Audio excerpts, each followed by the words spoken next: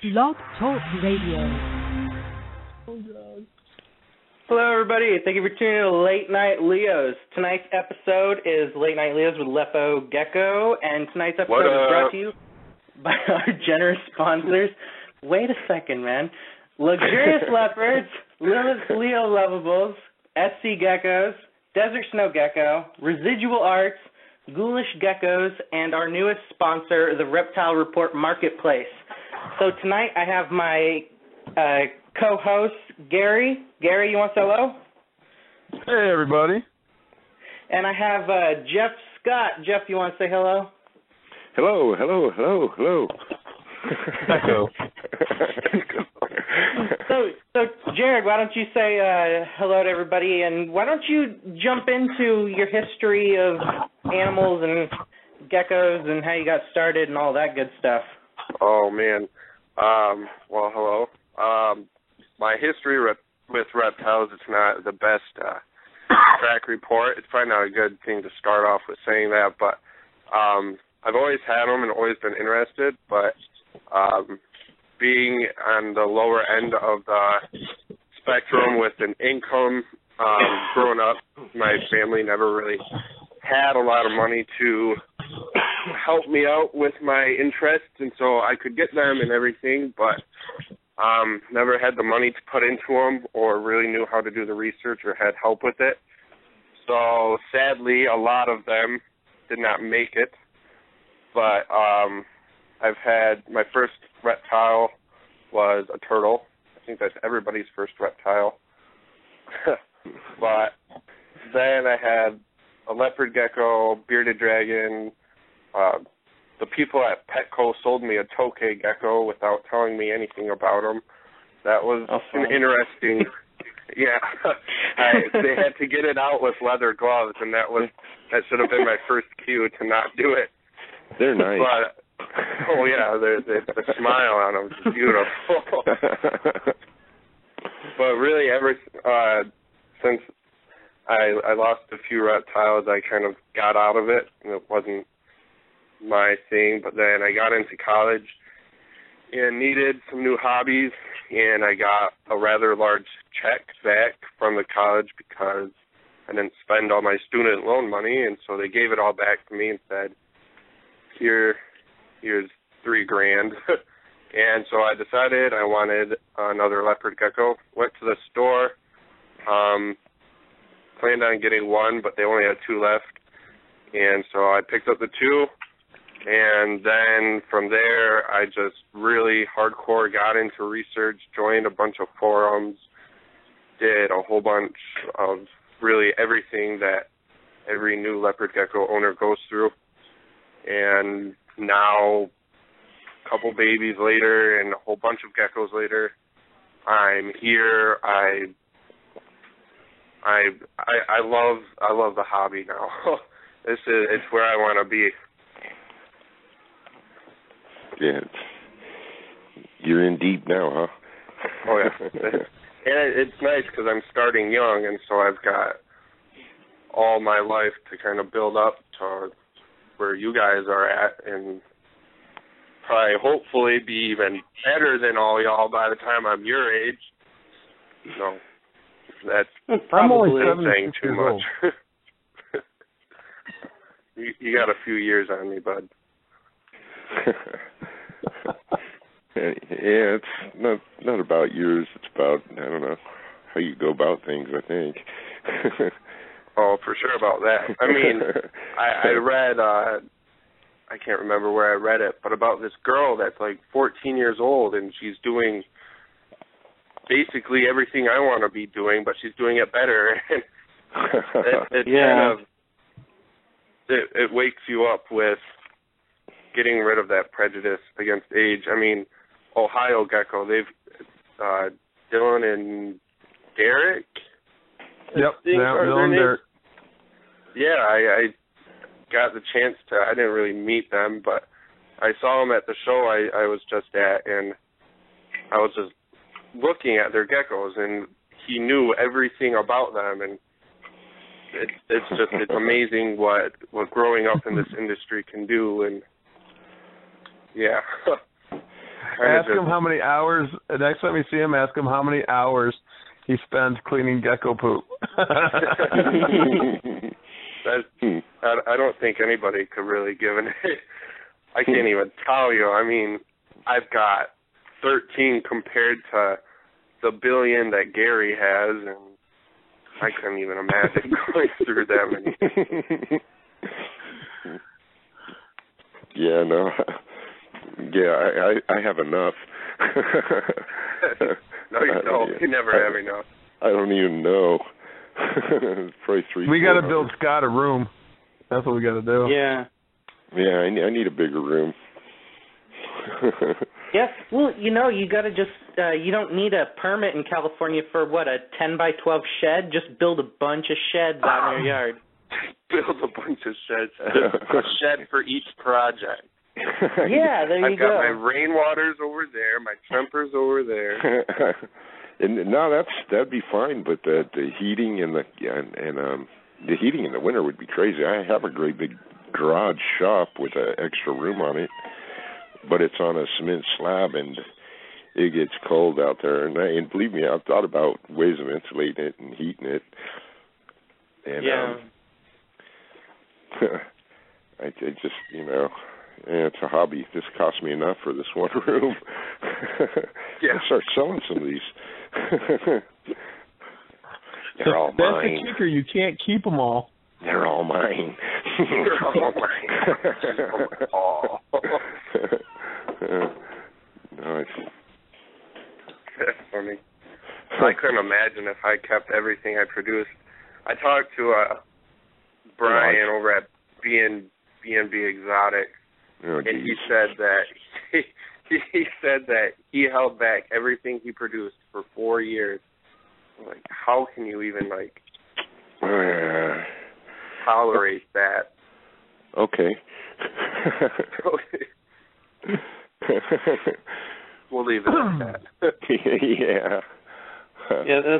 Yeah,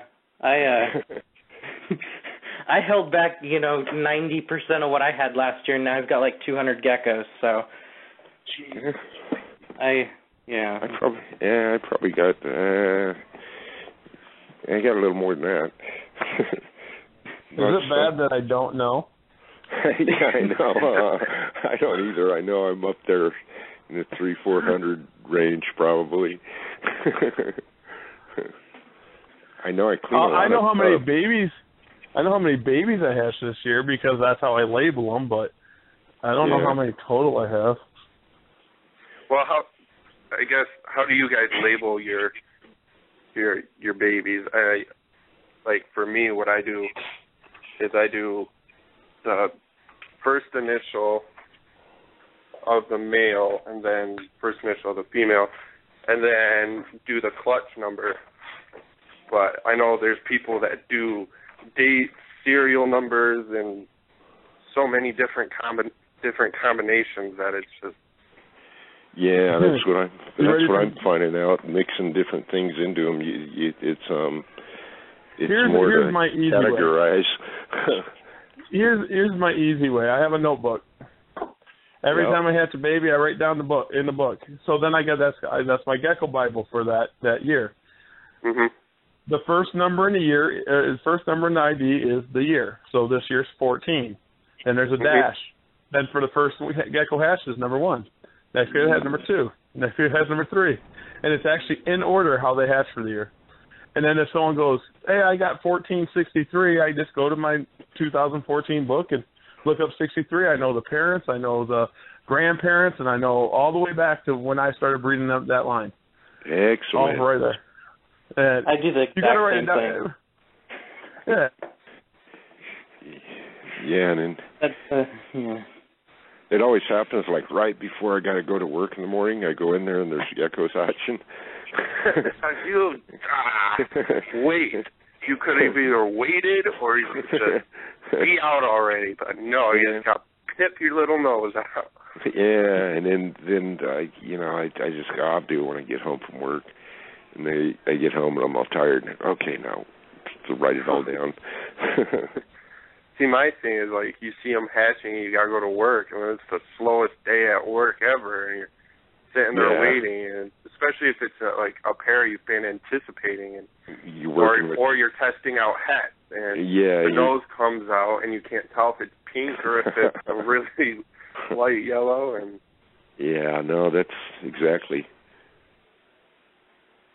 I had one pip the other day, and I think I was going to work, and its nose was just sticking out. I said, "No, I'll mess with it later." And I come home, and it just got its head out, and it strangled climbing out of the egg.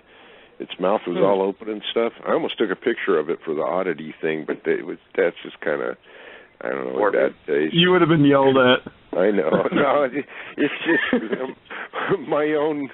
I didn't want to do it just because it would have been a bad taste. It was, it didn't look happy at all. Yeah. It didn't make me happy either because it was rainwater, and I was working with patternless rainwater, and it looked patternless. See, it's hard to tell when they die in the egg because I don't know, they're all white looking. I don't know. You don't know if it was fully formed or not. Yeah, their pigment fades, and it just looks weird. So I guess it was fully formed. I only had a few ever do that. Weird. But some things just aren't meant to be. Yep. Only the strongest. See, that's one problem I have. Is only the strongest survive, but when people sit there and hand feed the babies and then sell them off to be breeders. Yeah, okay. Yeah, and then they don't produce for the people, or they're produced weird. I have a couple females I won't even breed because every year when I think it was 2 years ago, there was a couple of them. They would lay eggs, and there'd be one good egg and one bad egg every clutch. Yep. And it was just from this one group, and I narrowed it down to the females, so I didn't even breed them. And they're just pet only geckos now. And the male, he's good. They're easy to test. Yeah, like I had a super hypo that I was really excited to pair. He's the sire to the geckos I'm hatching out now. And I was super excited. I mean, he got huge really quick, and a beautiful gecko. He's my logo, and I put him with the female, and he's real active. His tail starts rattling and everything. But it took him probably a good 45 minutes to get an actual lockup. Like, he was trying to put it in some weird places, and I'm totally surprised that the female went along with it the whole time. I posted a video on YouTube of it, and he's trying things I've never even comprehended before, and it's like, dude, you're gonna get bit hard. So I don't think I'm gonna breed him again. He might just be, young and dumb. Young and inexperienced. Well, he wants to experiment when he's young, He wants to experiment, yeah. He's like, I might as well. This is my excuse to try new things. Yeah, maybe she was like, I don't care, just do whatever you want to do. Don't wake There's me some up. females like that. I had one this year. She was just like, just do whatever. They just flop down and put their tail up and they close their eyes and they just wake me up when it's over with. I had one that just he was putting it everywhere, and then he finally got it and he was doing it great, but then he wouldn't let go, and so she started walking around like, Daddy, get him off me, and he was just hugging on to her. That sounds painful. Oh my gosh. I feel so bad for those geckos. My first pair, when she was ready to be done, she booked it away, and everything came out, and it took them a minute to get it all back in there. I couldn't even imagine what that would feel like. Oh my word! That's why they got two of them. Yeah. It's got to be. It's double trouble. No. Oh my gosh. Have you guys ever had a male try and get like both in? Or are you probably not getting close enough to watch that? I don't know if they can. I film it every time, so I'm assuming that when the female when the female opens her mouth real wide and starts like doing her gecko screaming, then he probably stuck both in. Yeah. Like, I don't stick around to watch it. I just kind of put the mail in and walk away. Yeah, I tend to do the same thing. I can't really watch it because I don't know, it's hard to take because you think they're going to hurt each other. I don't know. I'm just like, oh, you go in that tub today. Oh, you go in that tub today. But I just make sure the female's like down for it, and then I'll leave them alone. But if I like with the raptor I got from Morgan, I put him in with the first female, and he got right on it, and he started doing his thing, and she was receptive, and it happened. And then I put him in with another female, and she was not having it. And that raptor, he's got a shorter body, like Morgan said, but he's got this massive, just huge head, and I just didn't want crap to hit the fan, so I just took him out. I'm more worried about females killing a male. Yeah, the females are mean. Yeah, they fight back. They definitely fight back. Males are mean. I'll put a 50-gram female up against an 80-gram male any day. No, I have a couple giant females and one super giant that she can take care of her business. She can take care.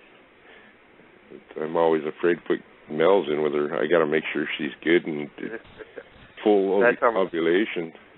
Yep. She'll tear them up. Yeah, my first pairing, my female was rather larger than my male, and at first she wasn't having it, and she did some damage to him. She got a hold of him and would not let go, like role reverse S&M kind of stuff. And I just know if I didn't take him apart, he would have lost a tail or something. They're scary. So, Jared, I do want to talk about your. I watched your YouTube video where you're talking about having that group of geckos that are kind of like in their own little system. Yep. So why don't you talk a little bit about that? Because I really like the whole science part of geckos and all of that. Yeah, like what I've noticed, people really have hardcore brain farts when it comes to breeding reptiles. And not just leopard geckos specifically, but they forget that they've been doing this in nature for thousands of years, and they don't have us like watching over everything they do. And I'm not saying that I don't care for my geckos and everything, but people just forget, and it's like they'll ask the stupidest questions, like I can't even think of any right now.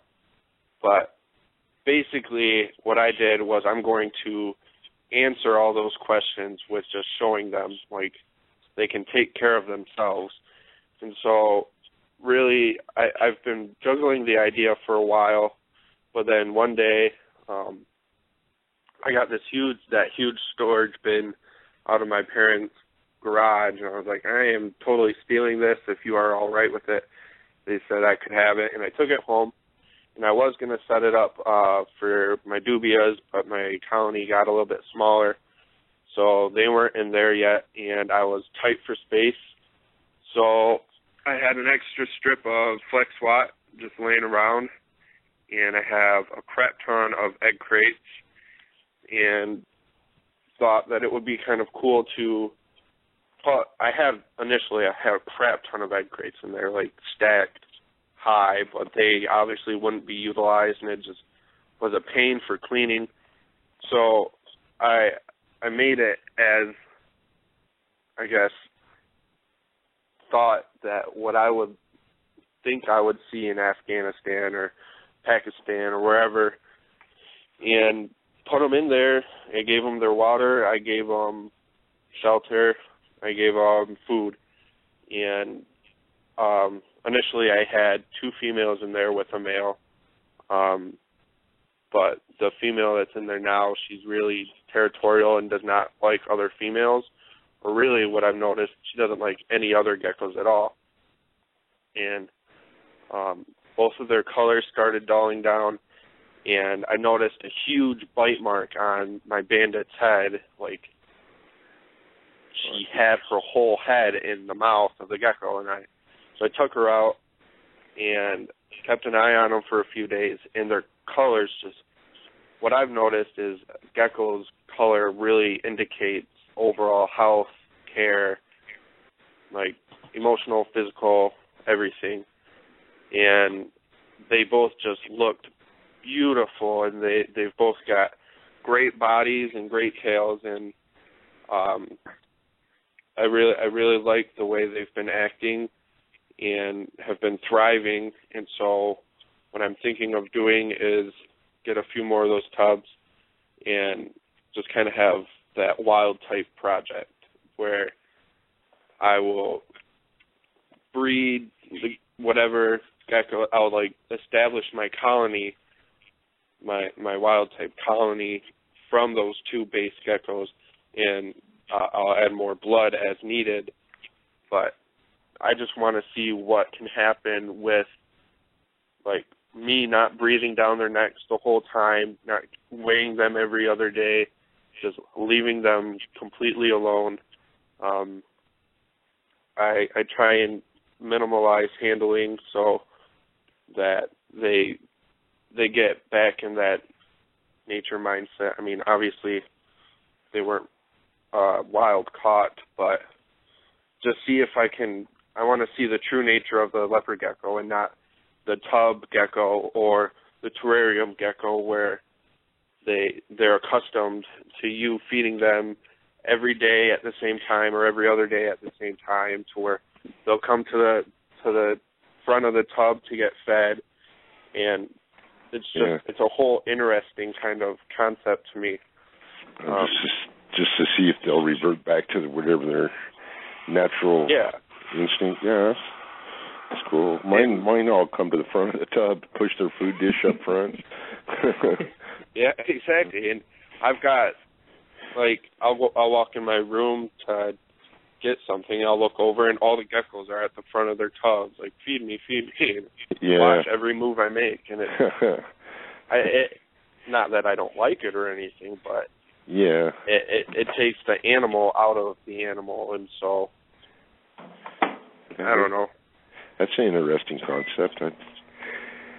It is. And do you plan on hatching geckos in the tub with the group?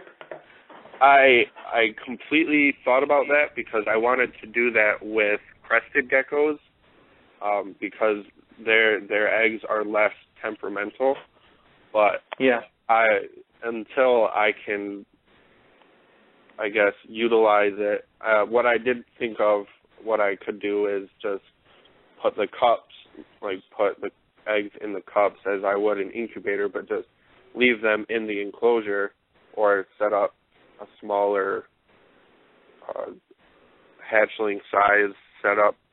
And once they start pipping, or if I don't catch it in time and I just see them out, just open the cup and kind of just let them go off and do their thing. I would start that with just a few geckos just to make sure I'm not going to get tail nips, tail losses, cannibalism, things.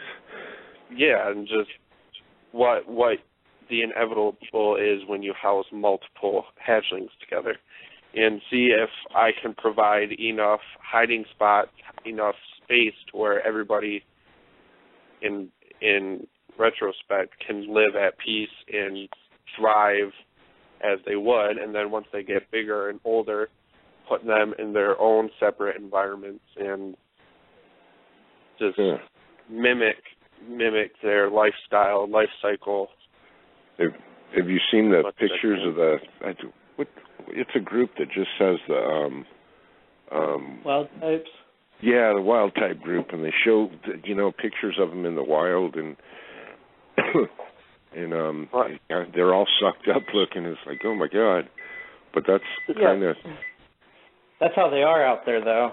Yeah, they're not. They actually, they say that ours are obese, even what we would consider to not be an obese, just because in the wild you never see a fat one ever. Yeah. Yeah, I was reading an article where I think Gecko Time might have posted the article, or I just read it on Gecko forums, that people were they'd find them over there in their natural environment, and if they could get a 50, 60-gram gecko, they could sell that for like $500 just purely on the size of it. And over here we're breeding giants, super giants, and we're pushing 150-gram, 160-gram geckos that, we'll pay good money for them, but eventually it's going to go down because that's going to be our standard is, what is it, 60 grams within the first year to be considered a giant. Oh, the giant stuff. Oh, no. Oh, my gosh, I know it bothers me. Giant is a gene. It's not a classification. It's a gene, people. Come on. Yeah, I think it's funny because that Mac Raptor that I sold you, did it get past like 55 grams? It's not yet. He recently just started eating again, but with the size of his head being he's got an adult head. It's filling in, and he's getting the width of it, but his body is he's petite. He's filled out and everything, but he's just a shorter gecko. Yeah, a lot of them, I'm going somewhere with this. The size, if you go back, it's coming to me, man. If you go back like 10 years, everybody said, breed them, 35, 45, 50 grams, and now it's like 65, 75 grams, and now you got super giants who are like, 100 or more grams at the first year, and they say breed them at the first year, so it's...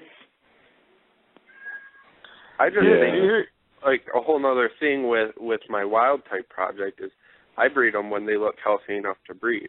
I've got a buddy right now who's really on the line of breeding his Blizzard because she's 44 grams and she's over a year old, and I've seen her and she looks great and ready to breed, but he's got that 50, 55 gram mark in his head that he's really iffy about breeding her, and it's like, dude, if she's healthy, never going to do it.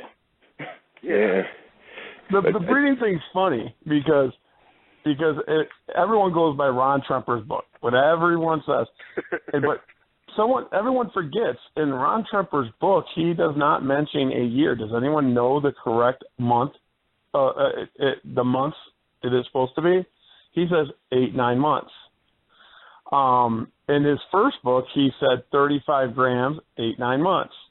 Now he says 50 grams, 8-9 months. I think this is the way I breed geckos, and someone's going to yell at me anyway. I raise them up. When they ovulate, if they're a proper size, I breed them. If not, I don't breed them. Exactly. And proper size is how they look. I've bred animals at 40 grams, and they lose 2 grams and give me 12 eggs. I have animals that give me 20 eggs, and they're 60 grams. And I got females that are 85 grams and give me 8 eggs. So, the leaner females, healthy, I'm not talking skinny, but the leaner females, they got good heft about them, nice tail weight, but leaner, they produce more eggs. And someone was talking to me about that and how I think it was Lisa Brooks at Carpe Gecko. We were talking about you get a really fat gecko and it's not going to produce the eggs that you want it to produce, and you get the leaner side of them, and they just pop eggs out like crazy. Yeah. Oh yeah, I mean, talk to Ohio Gecko, talk to Thad, Derek, and them. The same thing. I mean, we've been doing it for years here in Ohio. Yeah. Then I have a few that I didn't. Well, a couple of my rainwater girls I didn't breed until they were 2 years old, but it wasn't because I wouldn't. And they're not that big. They're not that big of animals, but it's not that I wouldn't. It's just that they ovulate later, and I started running out of room, so I said, I better hold off. Mm-hmm. But I bred them this year, and they're producing great. And it's almost better to wait that, like, kind of let them go through their ovulations and everything the first time, because you breed them their first year, and you might get 20 eggs from them. That would be way too many. Way too many eggs. But you get 20 eggs from them, or you can breed them and you'll get one good egg and 7 slugs. And it's almost just better to let them mature more. Like in Ron Tremper's book, he says there's the hot female ordeal, where people think they're not good as breeders because they don't ovulate or they don't get enough eggs, and he says you just gotta let them mature more and let their body grow a little bit more. All their insides got to catch up with the rest of them. Well, that goes back to the weight thing, where you can get a gecko 50 grams in 5 to 6 months. Yeah. Is it ready to breed? No. By far not. And people will do that. They'll get the gecko because a lot of my geckos, they reach 20 grams by 2 or 3 months just because they grow well. And if I sold someone a gecko and I found out they bred it at 6 months because it was at the proper age or at the proper size, and it's like, that would really irritate me. You got to let them grow, otherwise you're just being selfish about it. Yeah, they may not breed the following year if you breed them too soon, or you may get a bunch of runt offspring too, or you might get lucky and they might just be ready. Some mature faster than others. But I tend to wait, even on special projects that you're just dying to hook them up. Actually, like in the males, I think people abuse males more than females. Everyone worries about the females, but they never talk about the males. Yeah. I think I mean, I've seen 25-gram females breed themselves to death because most people forget males will usually go off feed and not eat when they breed. Females will lay, eat, lay, eat, lay, eat. Males go off food totally. My one male, my first male, I made that mistake. I bred him way too early, and it stunted his growth like crazy. And he's just now starting to catch up to where he should be at. But he completely stopped eating, and I thought it was maybe brumation or anything. But then once all the other geckos started eating, he still wasn't eating, and so I had to completely isolate him to make him start eating again. Yeah. Well, that's another thing. Keep separate racks for different groups of females, because usually once you start putting that male in that one rack, all the females in that one rack is going to start ovulating. Yeah, I found that out. You get immature females laying slugs. They've never been in a male. I had a couple from a group this year that did that. And I'm thinking, God, I know they weren't with males, and they're laying slugs, and it's like, man. So, and they were just, I don't know, just too small. Yeah, they're fattening up now. I guess they just laid like 2 clutches of slugs. But it's just kind of weird. We'll see what they do next year.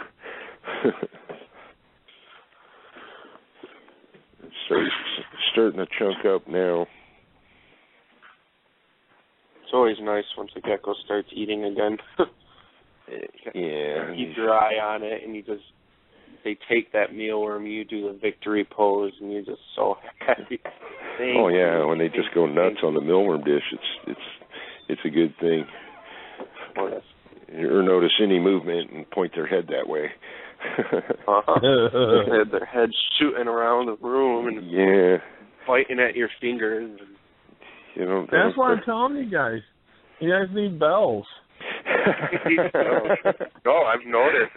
All my super hypos do that. Like, I only have a handful of different morphs in my collection, but I've produced one wild type, and the rest have been tangerines or super hypos, and they all have had such amazing feeding responses and chunk up so much. Like, even like I get this weird ratio with my clutches is I usually get a super hypo and then just a tangerine, and the super hypo always does so much better than the tangerine for some whatever odd reason. Yeah. Yeah, it's just genetics. Part of it's genetics, I think. If the parents were good feeders, had good feeding responses, I think it passed. A lot of that passes to the young. Oh yeah. You know. It's line-bred trait. It is. Line-bred trait. I have a few that only eat mealworms. That's all they'll eat. They won't eat the dubia. They won't eat the superworms. And then, you know, you get low on mealworms, or, you know, you're waiting for your order or whatever, and it's like, man, I know you're hungry, and you put stuff in there. They totally ignore it. And and the parents from them were mealworm eaters too, and it's like, man. Yeah, I hate when you, like, I try and shake up their diet as much as I can, but for a while, I was trying to establish a mealworm colony, and so I ordered 1,000 bulk superworms to feed while I had my mealworms sitting aside, and they all liked them for a little bit, but then they just got sick of them, and every once in a while now I'll pick up superworms because I have a few that'll eat them. But I'll put a roach in front of this gecko's face, boom, he'll take it. Put a mealworm, he'll take it. Put a superworm, and he'll just turn his head and walk away. It drives me nuts. It's like, dude, I know you're hungry. Just eat it. It tastes the same as everything else. Eat it. No, I tried. I like the variety thing for them because you never know. You have to show them. You got to eat it first. Eat it. Eat it. Yes. Tear into it. They keep asking me for mustard. What other feeders do you guys use? Oh, I'll let the big guys answer this one. Mealworm supers, and I have red runners too, and dubia. Red runners. Yeah, Turks. They're runners that are red. Okay. Turkestan roaches. Belats. I don't know. There's probably. I'm lucky. I have dubias, but I don't rarely use the dubias. I just have dubias as pets.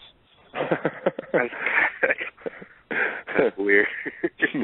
You primarily use mealworms, Gary?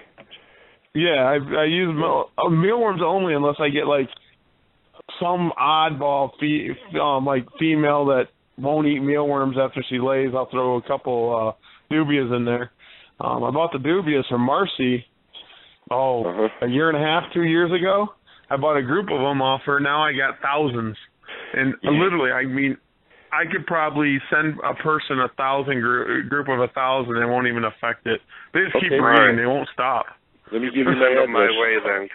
That's what I'm saying. Like, I love feeding mine roaches. I've seen a lot more success with, personal success. I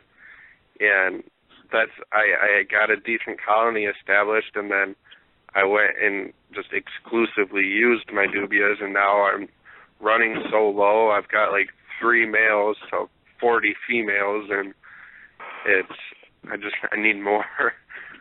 Yeah, I'm almost ready to just trade someone a few geckos for some roaches.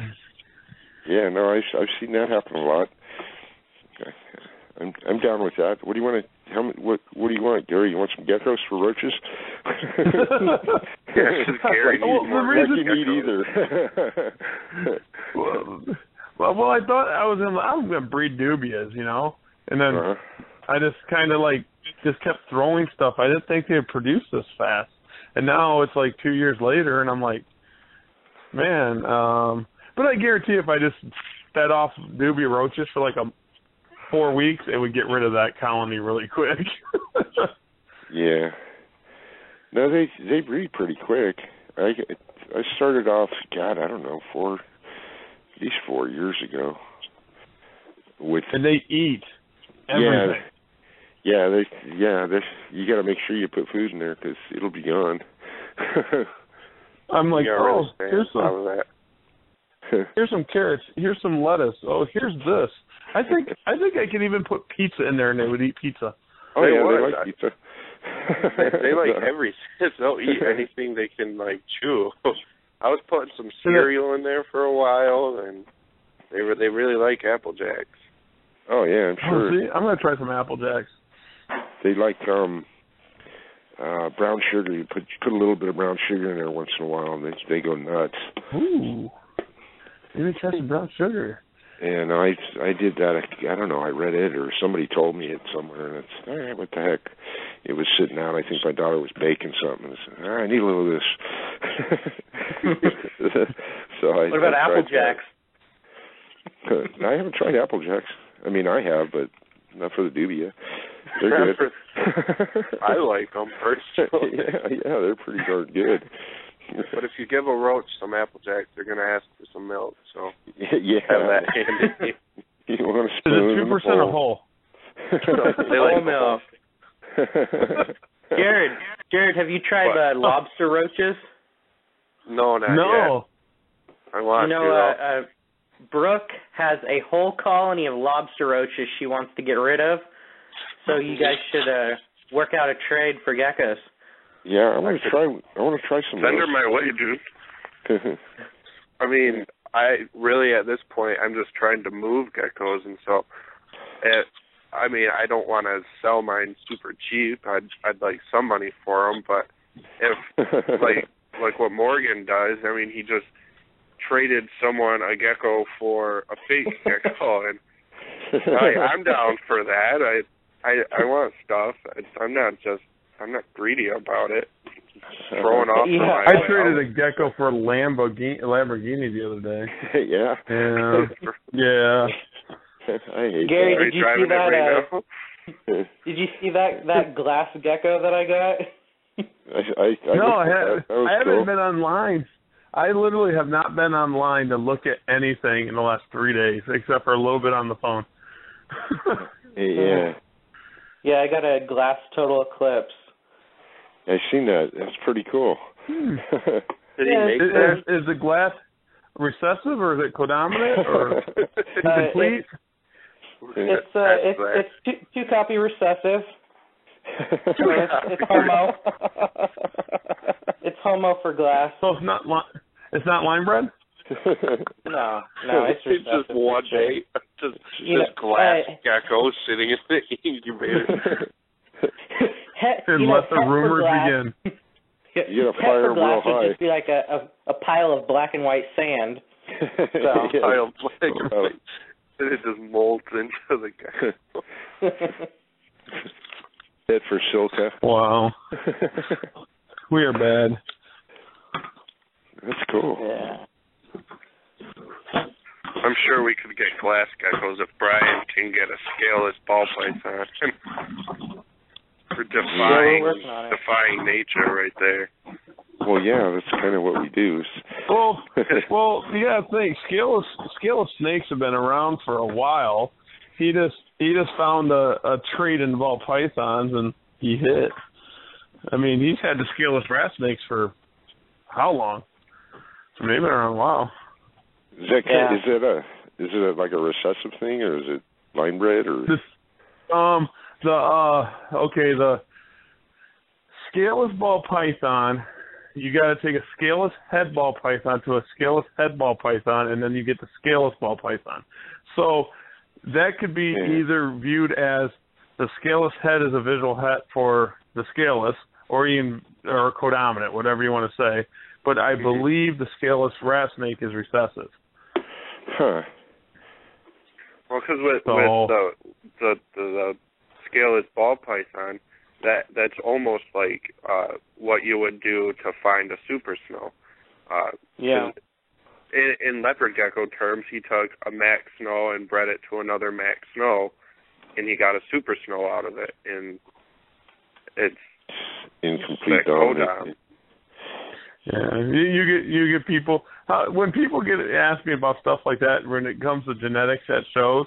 They're like, well, what's incomplete dominant or codominant? I'm like, you know what a recessive is? Yeah, hets, and they'll explain all that. I'm like, just think is the mac snow as a visual het for a super snow.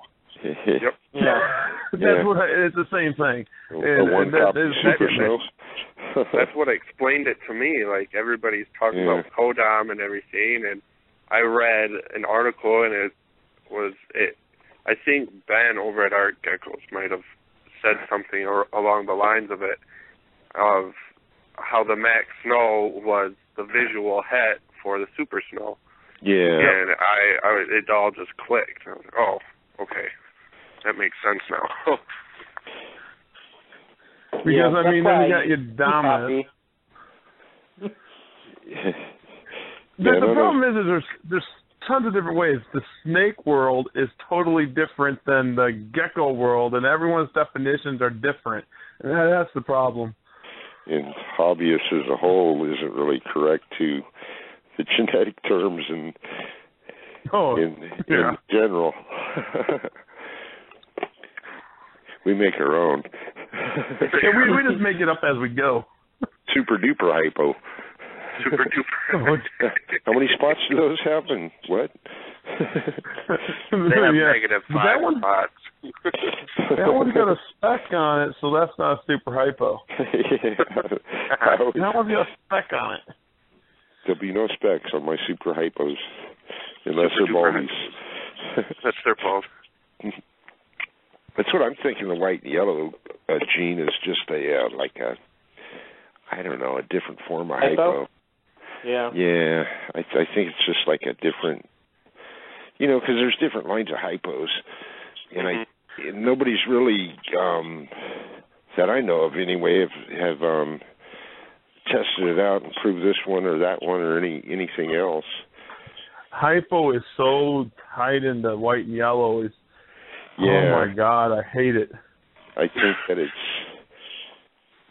like those ones you hatch that you thought were albino at first, and it's just the hypo. I don't know. The hypo. The reduction of pattern. Yeah, hypomelanistic. So, but I don't know. It's every time I hatch one, it's like, man, I don't know, man. They look like a hypo, but I don't know. It's hard to explain. And then when you put tangerine into white and yellow with the super hypo tangerine carrot tails, it makes it more difficult. It's just like, what? Yeah. And there goes your carrot tail a lot of times, too. Yeah. It cuts that carrot tail gone. That's what I'm finding out. I produced a few with nice carrot tails. But, it's pretty much, cool. New egg from this girl. Sweet. I know it's bad because I'm going to produce a lot of white and yellow, but I'm trying to get away from it a little bit and go into other stuff already. Oh my gosh, I'm getting so annoyed of white and yellow. I'm not gonna, because the thing is since it's one of the newer morphs, like all the younger breeders or the younger kids that want to be breeders, it's what they get.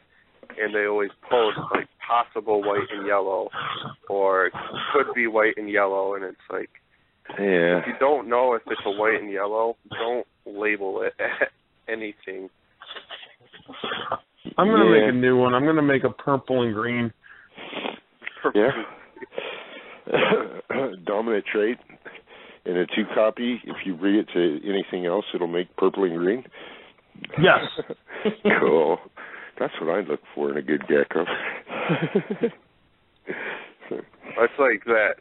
I don't know if you guys saw it, but someone took one of Matt Baranik's pictures of, I think it was some of his atomics, and because someone was calling him out saying they were photoshopped, and he put them next to a $20 bill, and someone took that photo and like photoshopped it very well, and they turned them purple, and people like thought they were legitimate. Did Matt do it? I think so. Someone else did that. I honestly think Art Gecko did that. Yeah, maybe. I wouldn't put it past him. Ben does some crazy stuff with. But oh my gosh! I don't know how to do all that. That's one thing. What all that did though, and it was really cool, was to show how easy it is to Photoshop a gecko. Oh yeah. Yeah. Photoshop. I mean, you can just click on the gecko really and just adjust a couple bars, and colors are completely different. And you see, like I don't know if you guys use Instagram at all, probably not, but people putting filters on their geckos and just adding different visual effects, it really sketches me out, because it's like, I don't want to get this gecko thinking it's one color and get it and it's completely different color.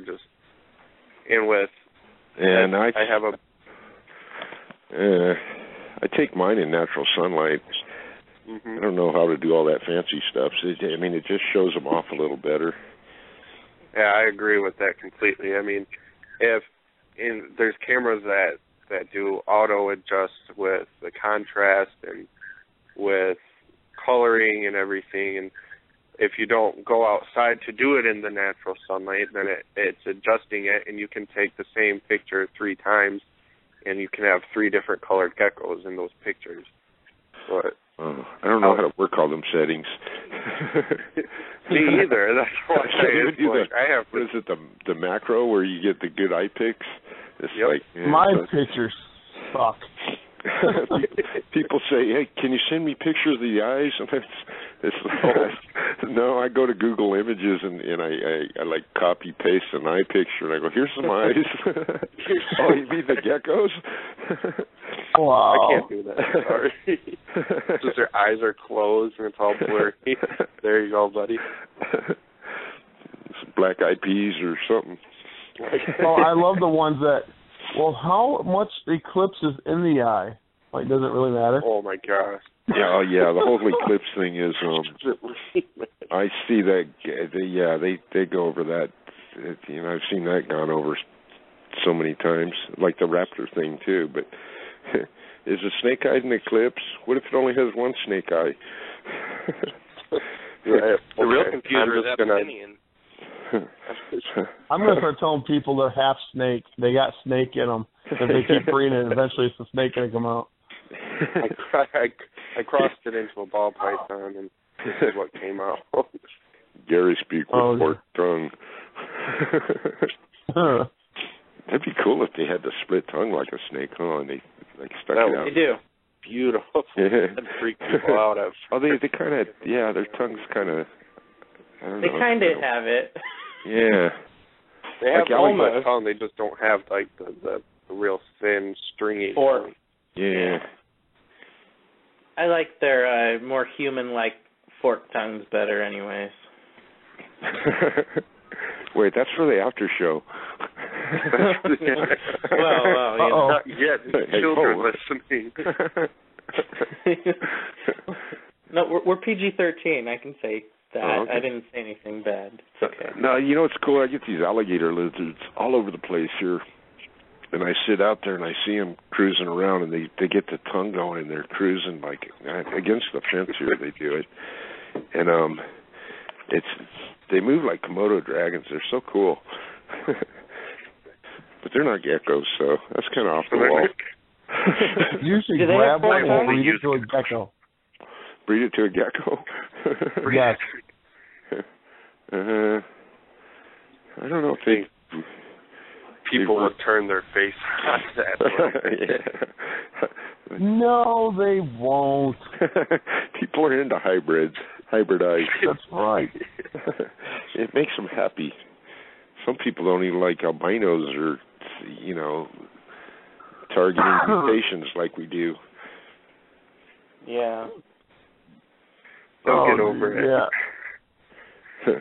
you guys breed this and we don't like it. Well, what kind of pets do you have? Well, I have a pet store gecko.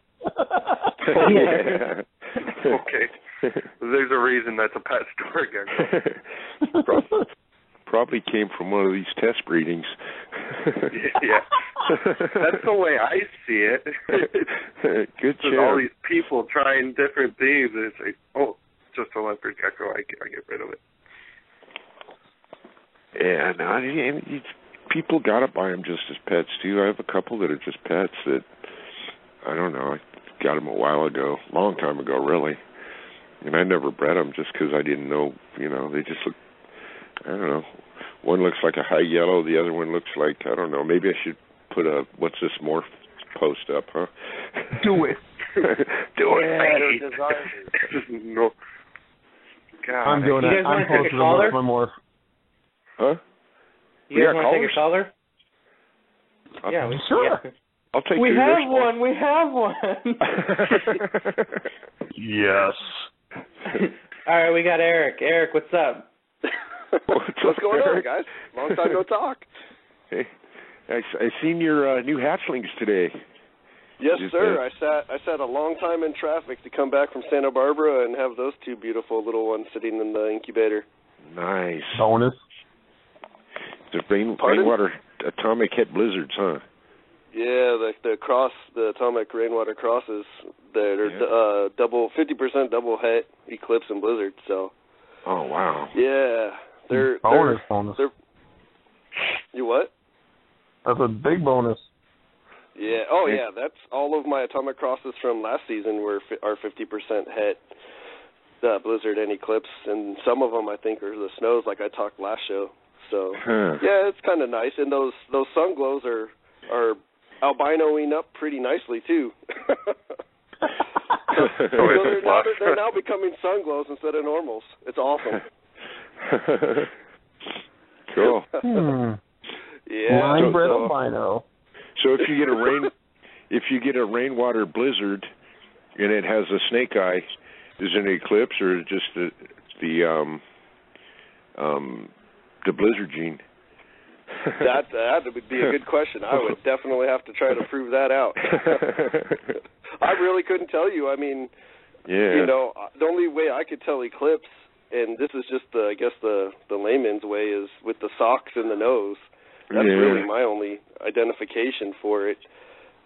Talked with Morgan about it, and then he showed me the Abyssinian eyes, and that just really screwed me up, but I dig that. I know. Just when you think you got it down, they throw a wrench into the works. Yeah, exactly. I'm like, oh, yeah, I understand this eclipse, and then he's like, oh, look at this eye. Wow, that's a weird-looking eclipse. He's like, oh, it's not even eclipse. Like, oh, man.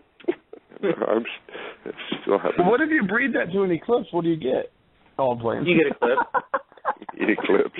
It's like I was telling Eric. Eclipse. Abyssinian is eclipse, here we go. Let me start from the beginning. It's an eclipse with no eye pigment.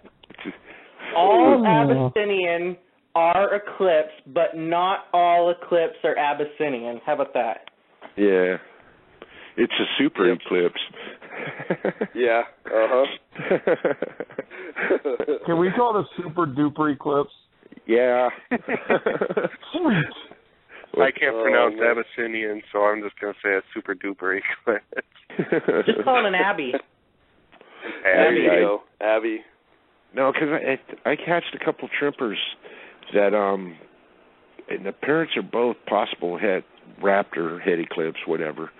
But a couple of the young ones, I'm looking at their eye, and they're not red, but I don't see any pigment. It's like they're clear or something. But you got a new line. It's a super duper duper. Yeah, they'll probably change as they grow, or I don't know. They're real small now. I use a magnifying glass.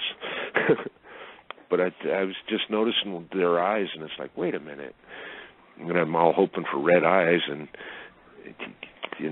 they're not red, and there's no pigment. You know how, I don't know, tripper eyes are kind of, I don't know, weird. goldish color. I don't know. But yeah, there's. So sell all them Trempers, and I'll send you some bells, and we'll be good to go.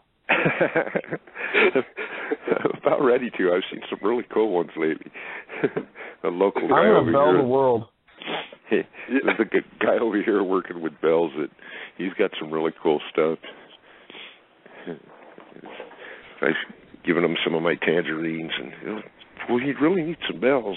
I said, I gotta keep the rainwaters over here, the Trempers over here. and that's why I haven't put any white and yellow into the rainwaters, because I'd have to. I don't know. Keep them separate. I don't know where I'd put them. You always have space. You just got to find it. Yeah, I know. Add on to this room. Then I started adding clips into different things, and it's like, wait a minute.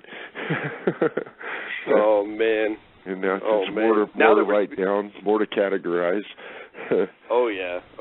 Now that we're speaking about multiple albino strains, though, I forget who it was that I sent a picture to, but I took a picture of another breeder, somebody that says that they've been breeding since like 2006, and they're knowingly mixing Las Vegas albino and Raptor, and they're advertising it. Nice. Huh.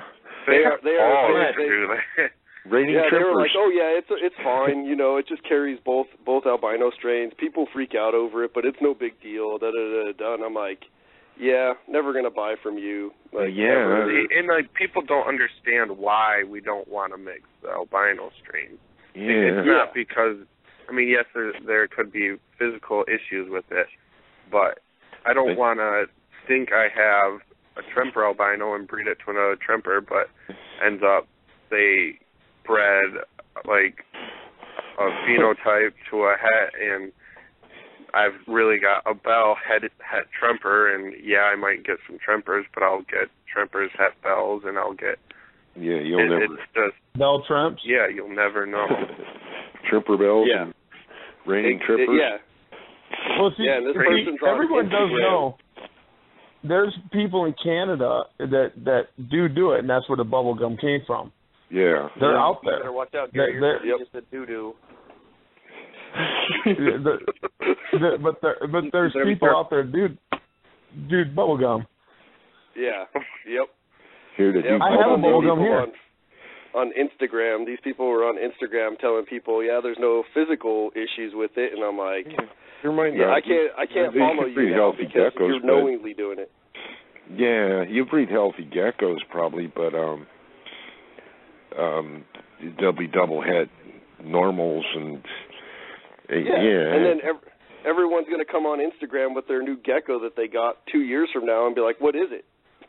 Yeah, and we're all going to be like, don't have a clue. It's a leopard gecko. That's usually how I preface everything. First of all, it's a leopard gecko, so in case you were confused and thought it was maybe a cat. It's funny when people think they have a leopard gecko and they post a picture of it and it's an African fat tail, and it's like, yeah, I've seen that. I've seen the wrong place, dude. I've seen people post what's that? The banded geckos. Somebody posted a banded gecko, and I looked at it and I go, God, that looks like a leopard gecko. Someone said, what morph is it? And I'm looking at it going, no, it's a banded gecko. So I got onto Golden Gate Gecko site, and I looked at the banded gecko, and I looked at, I'm going back and forth between pages, and I'm pretty sure it's one of these. Look over here. But, I guess they caught it in their yard or something. They thought someone's pet got loose or something. Oh, man. Well, if it's in California, that could just happen. Banded geckos. Yeah. I mean, if you look at banded geckos, they do look reasonably leopard gecko-ish. So they're just long and slender. It took me 3 or 4 looks at it to I had to kind of look close, and I'm going, wait a minute. Did you get your magnifying glass, Jeff? No, I got my computer screen's one of the big ones, and I got my glasses on, so. So we're cool. If I didn't have my glasses reliable. on, yeah.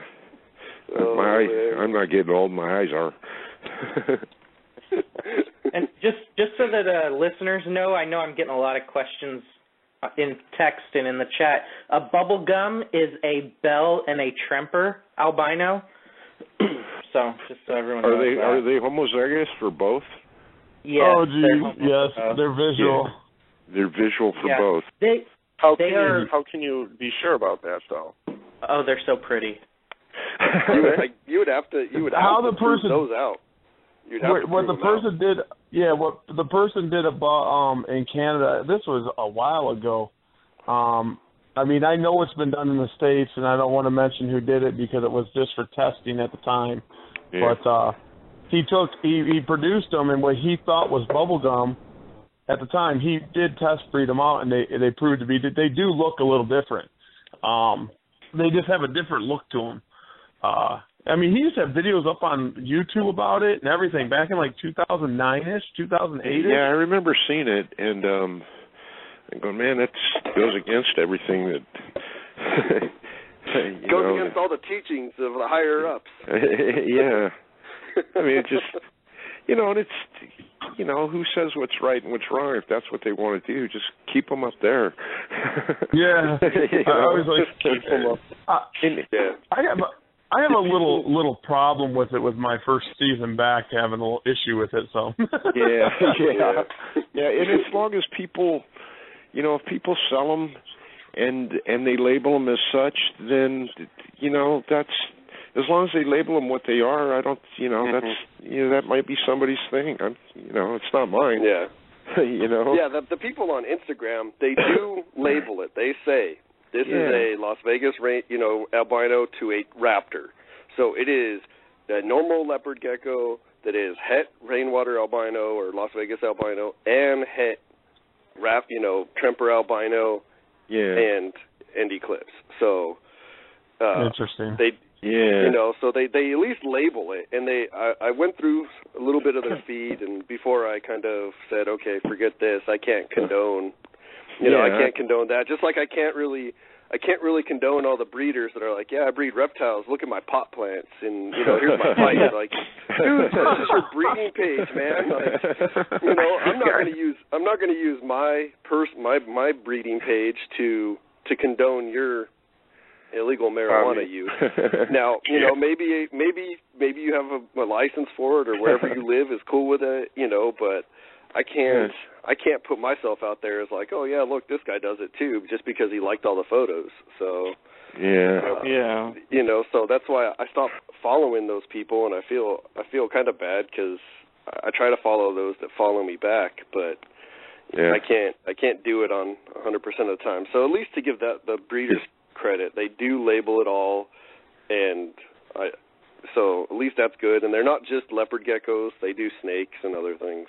So. Yeah, a lot of people hybridize different things, and that's a whole nother. Well, it's the same thing, really. But I mean,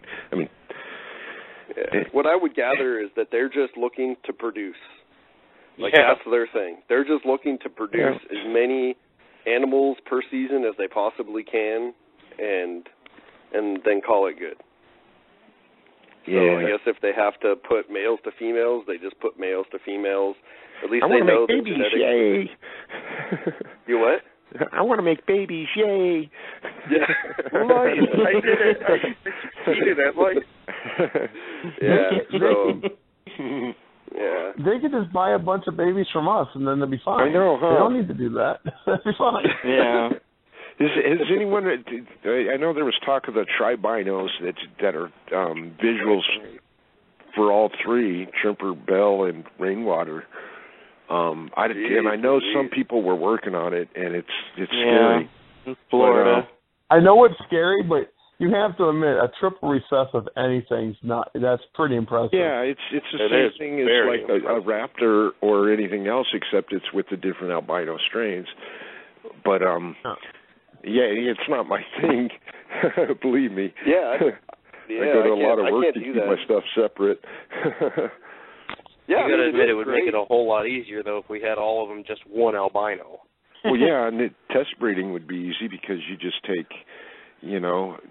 say you have a male wild type that you think might be het for some kind of albino, you just breed it to one of those, and if an albino pops up, it's het for something. You don't know what, but...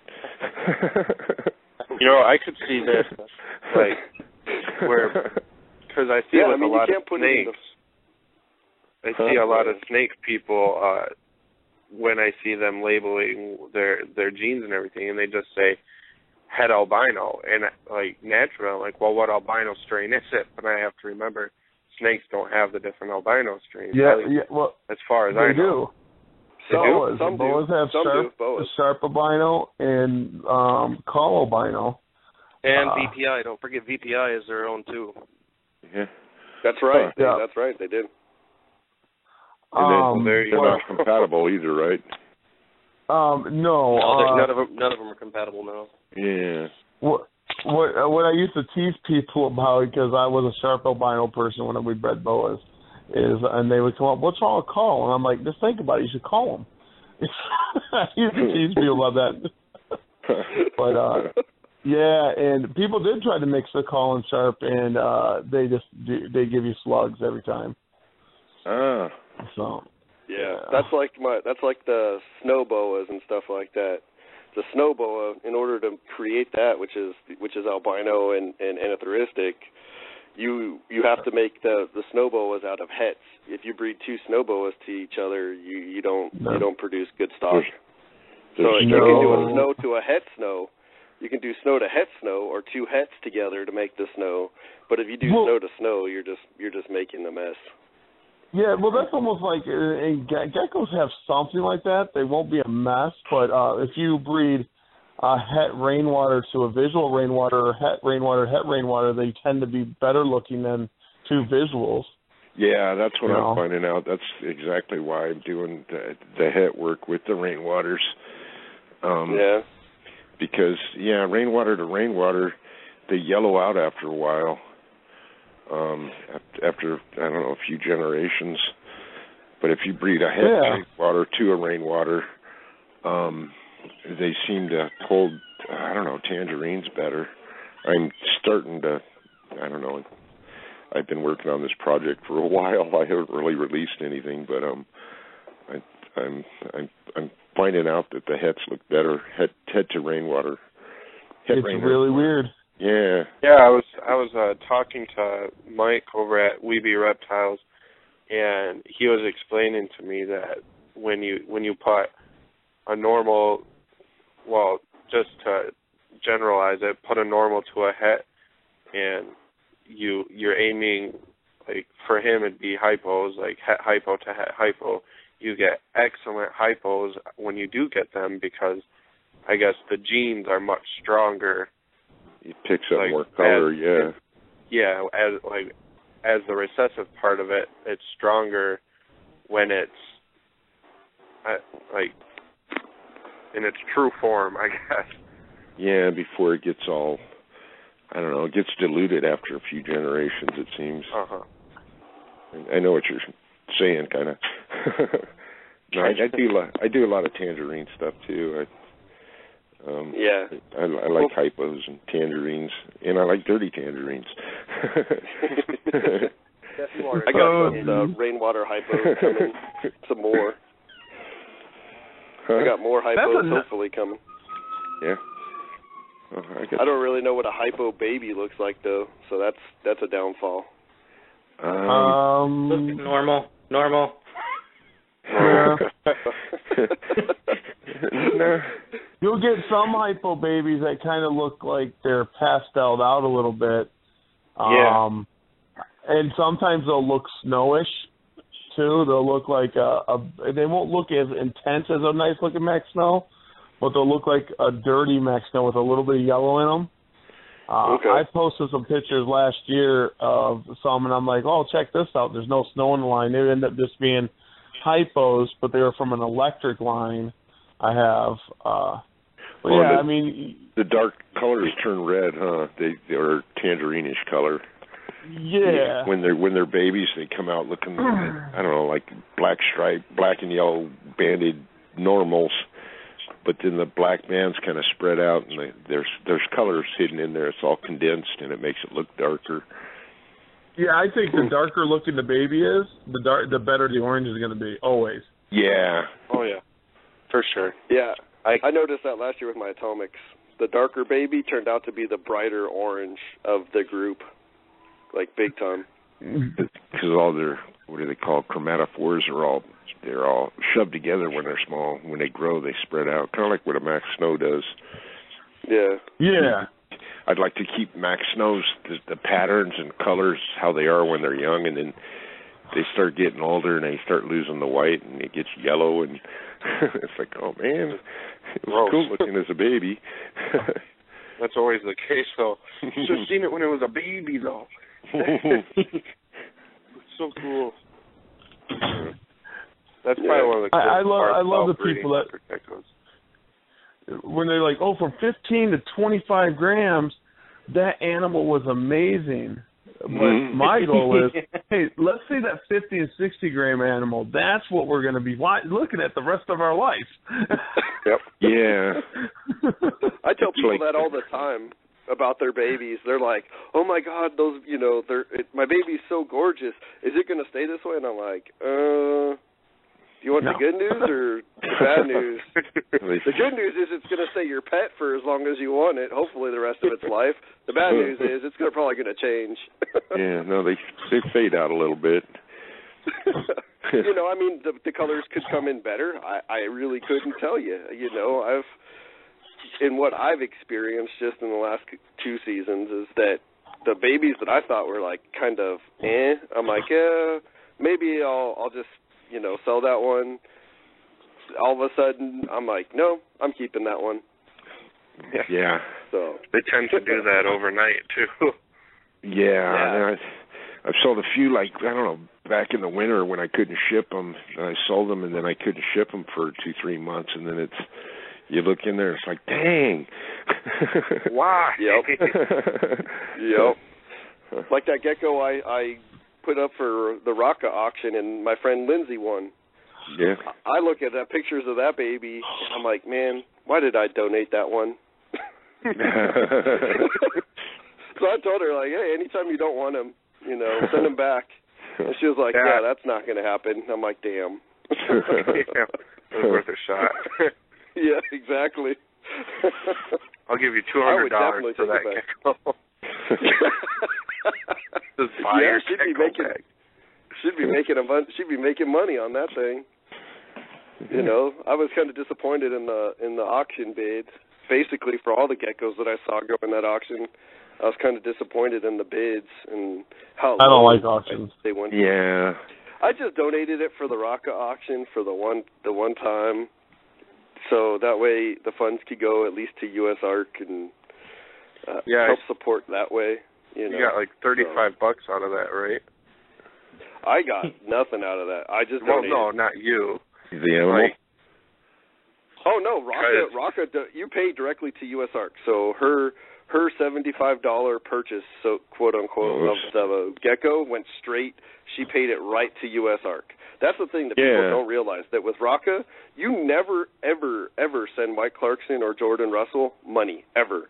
You go right to the USARK PayPal and you send it to the PayPal, and all your responsibility is to take a screenshot of the PayPal screen showing that you've paid, and then you just send it to them so they can mark you off as having paid.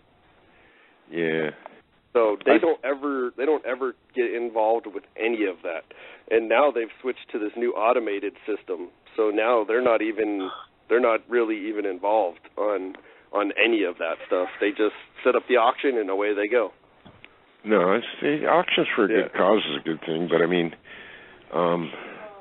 I try not to watch them because I get all caught up in them. That's how I ended up with some stuff I have here. It's nice, though. It's way easy to do that. Yeah, no, I got a couple G projects. Matt had an auction. I got a couple G project females. And then, what else? I got something from Gecko Boa, too, for an auction he had. And she's doing great. He's got great animals. Nice. Yeah, they're all doing good. Have you seen his the sunrise and sunset blizzards? Yeah, I have a couple sunrise from him. I wanted one. Sunrise. It was a project started a long time ago by Paul Allen, wasn't it? But I think Nick Stark. Yeah, and they put I believe it was Tangelo that they put into the Blizzard to try to get some color into the Blizzards, and then he handed it off to VMS Herb Sean, and then I think John bought them from them, or I know he's working on it, or he's. I think John said he bought the project.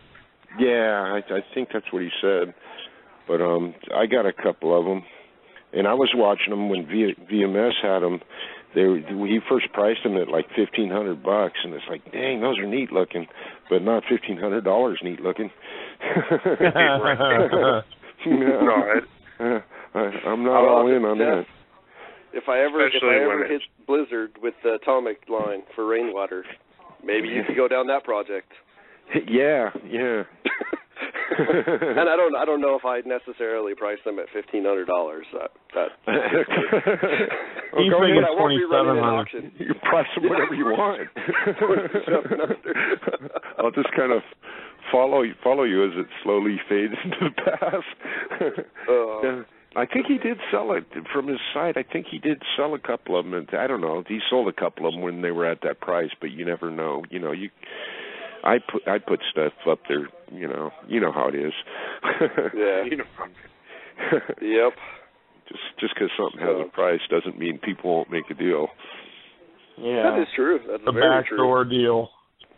Yeah. And since we brought up the auctions, I think there's just like too many auctions going on, man. I can't even. There's like 1,800 gecko auction groups on Facebook. It seems like almost every breeder or anybody that deals with reptiles is running a Friday night auction, a Monday night auction, any day that ends in Y auction. And I'm like, how many auctions do we need? And I don't think it's hurting the price of anything, but holy cow. You want to know why? You want to know why? I tried them auctions for a while. And I didn't like them. My brother said, I'm going to run auctions. Now he does the retics. And I think he did one gecko. I forget if he did or not. But people get drawn to them. That's why the classifieds. I got geckos up on the marketplace right now. And I have not gotten one email from the marketplace. Not one. I can post ads, don't get nothing. I say I'm going to have an auction. I will have 45 likes on that one comment. You know why that is, right? Because they say people want to get the geckos for cheap. They don't want to get them for what you're asking them for, or asking for them. They are hoping that your $200 gecko, you're going to start the bid off at $20 or $25. They're hoping that they'll get away with that gecko for $80. And they'll either breed it or they'll turn around and try to sell it for $150. Oh my gosh, and they'll point to your original post and say, look, he was selling it for $200. I'm selling it for $150. Yeah, great idea. Really, Morgan, you don't have to do that, Morgan. Just give me a call. I'll give you a wholesale list. You could buy 100 lot right now. No, I want to sell, Gary. I want to sell. No, I'll make it. You can make it. That's just the way I see with the auctions. That's how I perceive the auctions. I see a lot of lowball bids on there, and I'm like, that gecko is worth way more than that. If I see one on there, it's like the auction's, I don't know, few hours into it or something. I'll put like if it's a nice animal and it's going for like $40 is the high bid. It's like, oh my God, that's worth way more than that. I'll put like $60, and if I win it, fine. If not, I'm not going to keep bidding on it. Yeah, I don't even follow it. I just wait for a message or something. Hey, you owe me money. I'm not opposed. Oh, okay. Damn it, I won one. I'm not opposed to taking advantage of the auction. I mean, yeah. If there's an animal that you're really looking for and you find it and it's going to be much cheaper than you would have normally paid, then sure, go for it. That's pretty darn awesome. Yeah, it's just I never really just have money lying around when here's an auction for a really nice gecko. Oh, okay, I'm gonna bid until I win it. It's for me. I have to plan months ahead before I buy a gecko. I hate it. Yeah. No, I know that feeling. Or I jump in and get something when I see something I want and like. I just get it. Pay for it later. Pay for it later. That's what I do with my PayPal account. I'll pay for it later, and then 6 months later, they're like, "Hey, you owe us money." No, you could get good geckos for good prices, and if it's going to help you out, I'd definitely say go for it. That's it's worth it. That's for sure. So, and I would rather not do auctions. Yeah, I'd rather just pay me what I'm asking, or ask for a bundle. I'll bundle them up. I love bundles. I know. You can send three in a box. I hate just sending one box with one gecko in it. You know what I mean? Yeah. I haven't come to that issue yet. No, I do. It's like, hey, I do it, but I mean. Yeah. I mean, do you buy those? I shipped the gecko 4 hours away from me the other day. Oh, I shipped the one 4 hours. I shipped some to Reading a while ago. Yeah. Yeah. Well, I shipped one to San Diego. I mean, we couldn't come up with a time between her work and my work to meet either halfway or for me to even go down there. And shoot, I would have dropped it off and gone to the zoo or something. You know, so it was it turned out to be better just to ship. So. Yeah, Wait, who's that? Who's talking? You what? Was that Eric or Jeremy? Yeah, that was me. Okay. I was like, I thought that was Jared. I was like, aren't you like northeast? I'll just take a drive down to California. I'm just going to San Diego and I'll stop at the zoo. I like zoos. Pass 100 zoos on the way there. I like that zoo, though. So you guys want to take on another caller real quick? I don't know. You can mute me if you guys want. That way I don't cause any trouble. Or I'll stay on the line. Either way. Okay. Well, we'll mute you and we'll pull on someone else, and then we'll probably pull you back on later. All right. No worries. Just give me a heads up. Okay. Thank you, Eric. Sorry. Cut him off early. We're all gone. We're all mad here. All right, we got Brad. Brad, what's up? What's going on? What's going on? What's happening? Not a whole lot. Your bedtime? Yes, it's way past my bedtime. Way past. Now I don't even know who all's on the phone. I know Gary, Jeff, Jared, Morgan. Who else? Jeremy. Yeah. Jeff, Jeremy. Jared. Brad. We're a party. The party. The group conversations get interesting. You got a lot of different people on there, a lot of different information. I like it. Good. Just wait until next week. I don't know. I don't even remember what next week is, but it'll be great. Is it that when we go to the moon? Yeah. I'll be there. Yeah, we're putting up the Apollo mission, right? Yeah, it'll be a just adult show, 3 hours, all adult. Oh my gosh! Really?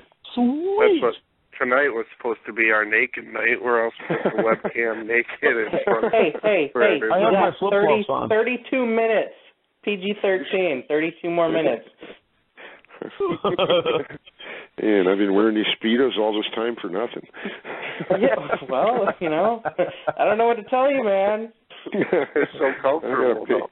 Pay attention. I'm all bunched up here. We got to start some rumors today. Come on. Yeah, I know, huh? Yeah, next weekend is the open chat, adult chat. Yeah, that's right. Is it? Oh. Yeah. That'll be interesting. Awesome. Memorial We're all stealing the thunder. I was just talking to Eric about having a show, like asking you about a show like that. I think I was talking to him last week. Yeah, that'll be next weekend. We're also going to have some pet stores, some people that are putting on reptile shows, stuff like that. Are they coming on next week? Yeah, they said they were coming on. Sweet, Critters more. Yeah, I messaged them a while ago. I talked to them. Did you? You call them up? Yeah, it's the best way if you call them. I did Facebook. I don't call people. I do sometimes. My phone's always ringing, so if I call someone, it'll be like doing that hesitation thing where it like cuts out whoever I'm talking to. Oh, because you get call waiting? Yeah. The call waiting cutout? Yeah. I get that. Everybody gets that. Jeez. Yeah, I get that. Yours doesn't echo, huh, Morgan? What? Yours doesn't echo, huh, when you call somebody?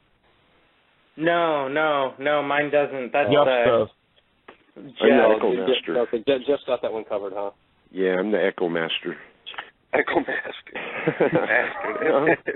No, the phone company switched our long-distance calling plan without consent. Is that what it was that was making it? Yeah. So I don't know. Someone tried to make a long-distance call, and we couldn't make a long-distance call. And I'm going, what the heck? I pay, for unlimited calls, blah, blah, blah. Because I got the business out of the house and the landscape thing. And, I couldn't even call Orville or Chico. Everything is long distance from here, even if it's the same area code.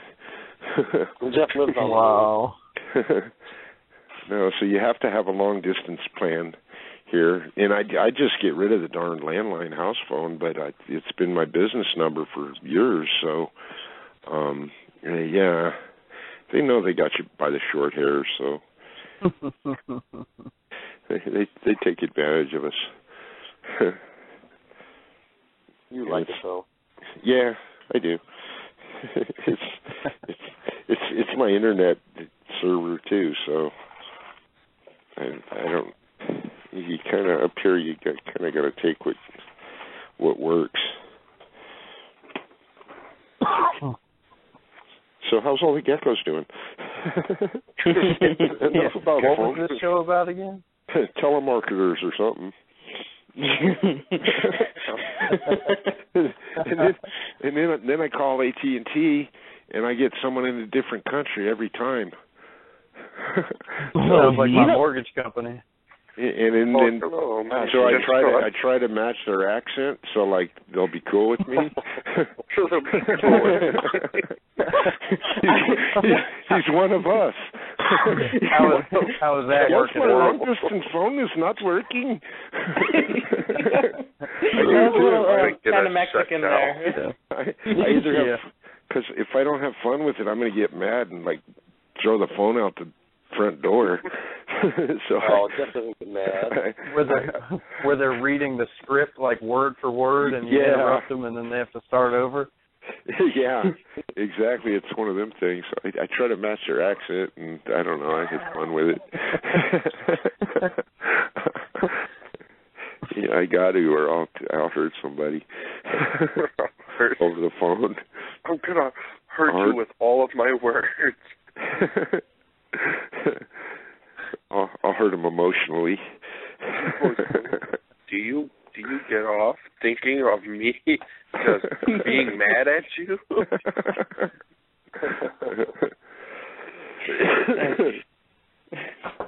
That's crazy.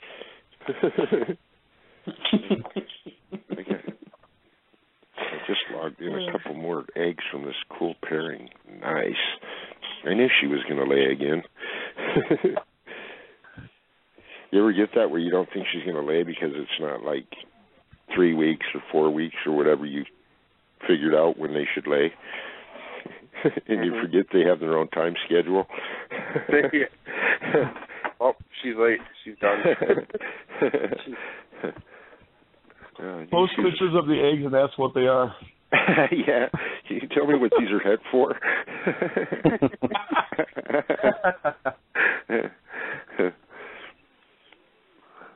Good girl. So, for everyone that is going to be listening to the after show, you're going to want to remember to call in to the number so you can listen, because the live is going to get cut. So the number is 1-646-716-5403. And, And call in now. It'll be interesting. Call in now. Yeah. Morgan's going to do that dance on webcam. Oh, geez. I'm so excited.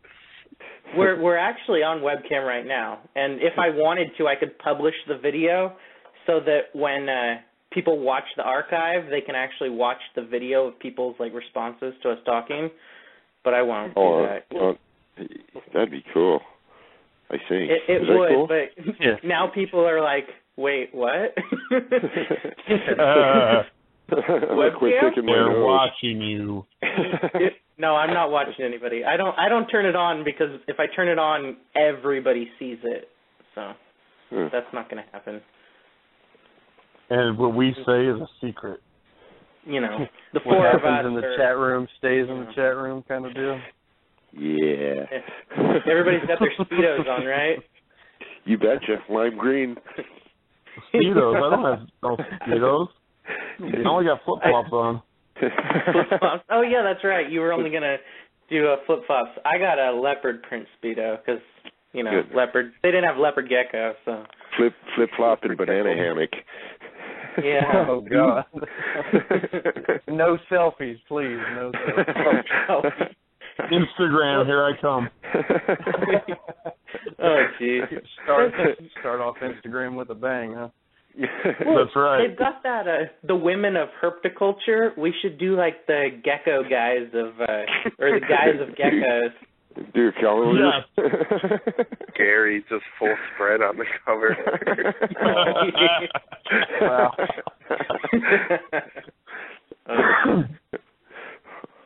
The hog nose special. Hog nose. In Sand Bullock. What time is it? We got 23 minutes. Okay. Okay. So, Leopard geckos. If anybody has their Ron Tremper, his 2005 Herpetoculture of Leopard Gecko book, actually what Jared is doing with the group experiment is really similar to, I think it was called the Huddleston experiment. I'm not sure. Don't quote me on that. But if you do have the book, go ahead and say something in the chat, tell us, spell the name, or call in, or something like that. Let me find the really book. I got it. Do you have the book? Yeah. Yeah, I have the book too.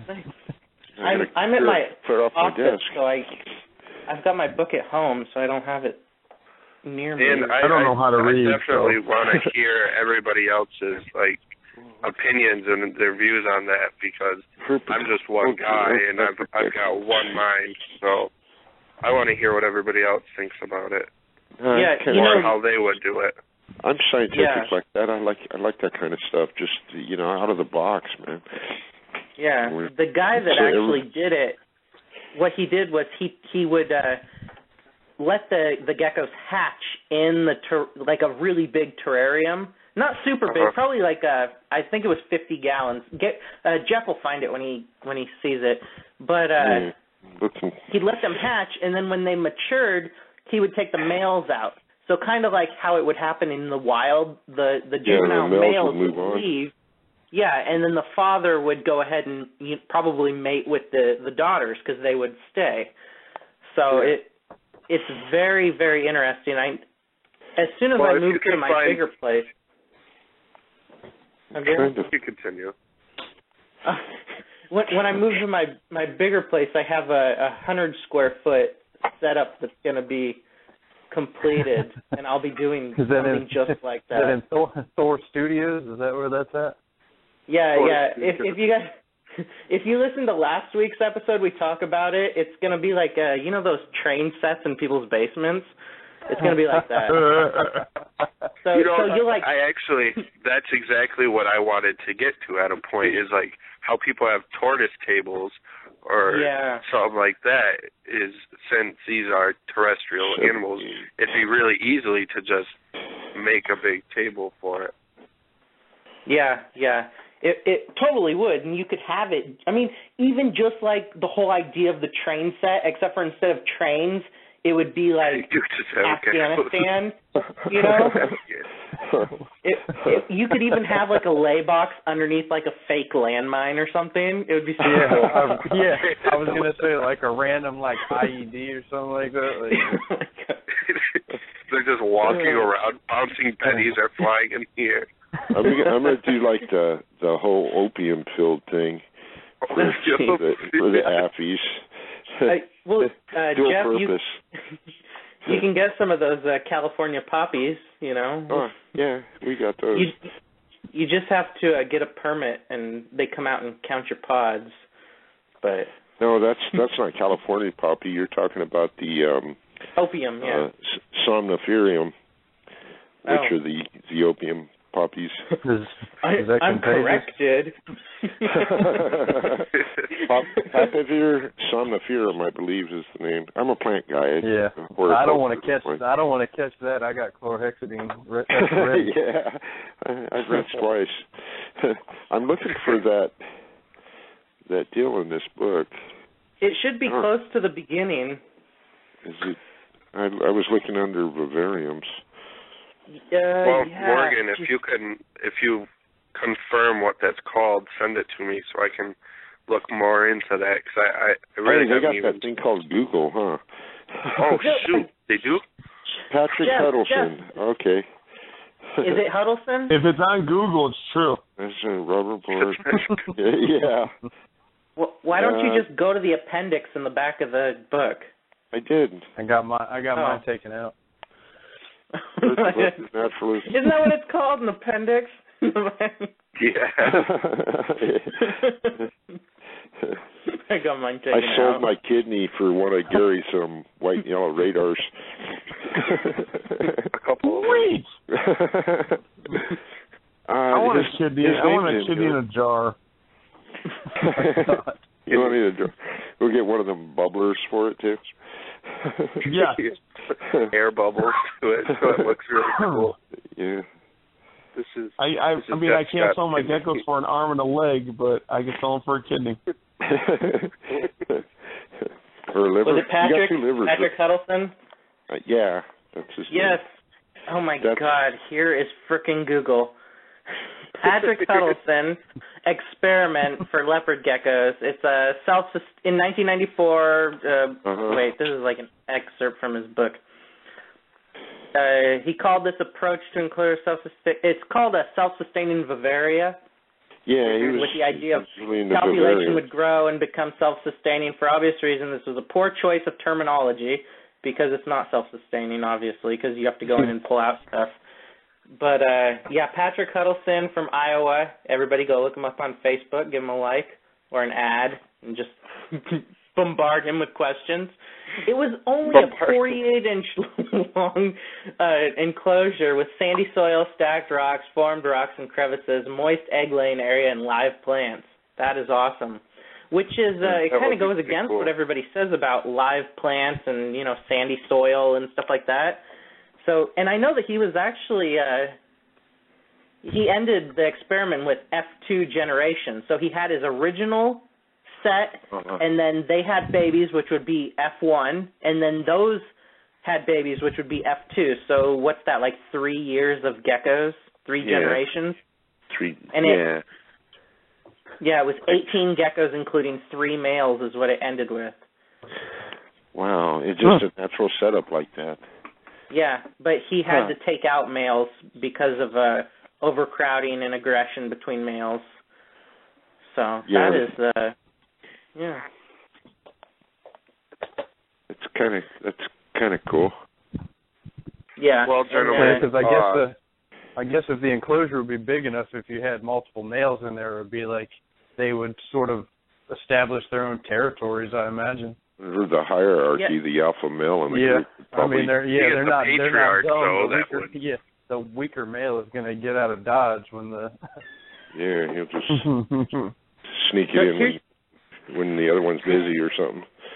Here's something interesting that they also say is, this is an excerpt from Ron's book. There are many questions that need answering with the Helson experiment. Probably the most important has to do with incubation temperatures. His results may have been in part because the eggs were incubated at female biased temperatures, producing highly tolerant girly males and girly females. Huh. And that's suggested by the low male ratio. So that does make sense. Yeah, absolutely. It's wherever they were laid, so it probably just where they laid them was stayed in the 80 range, low 80 range. Yeah, the lady range. Lady 80s. Well, you could do that, like, if you even just bumped it up so that, yes, you would get a majority of males, but if you got it to where you're getting hot females and kind of not make them all aggressive and territorial, but make them so they're strong animals, and so if anything does happen, they can hold their ground and not just all kill each other. And I think the whole hot female thing is like iffy. I mean, I've had a female that was produced at I think 88 degrees. I mean, I don't know if you'd consider that a hot female, but she was completely normal. Like they said, sometimes it takes longer for them to develop in maturity.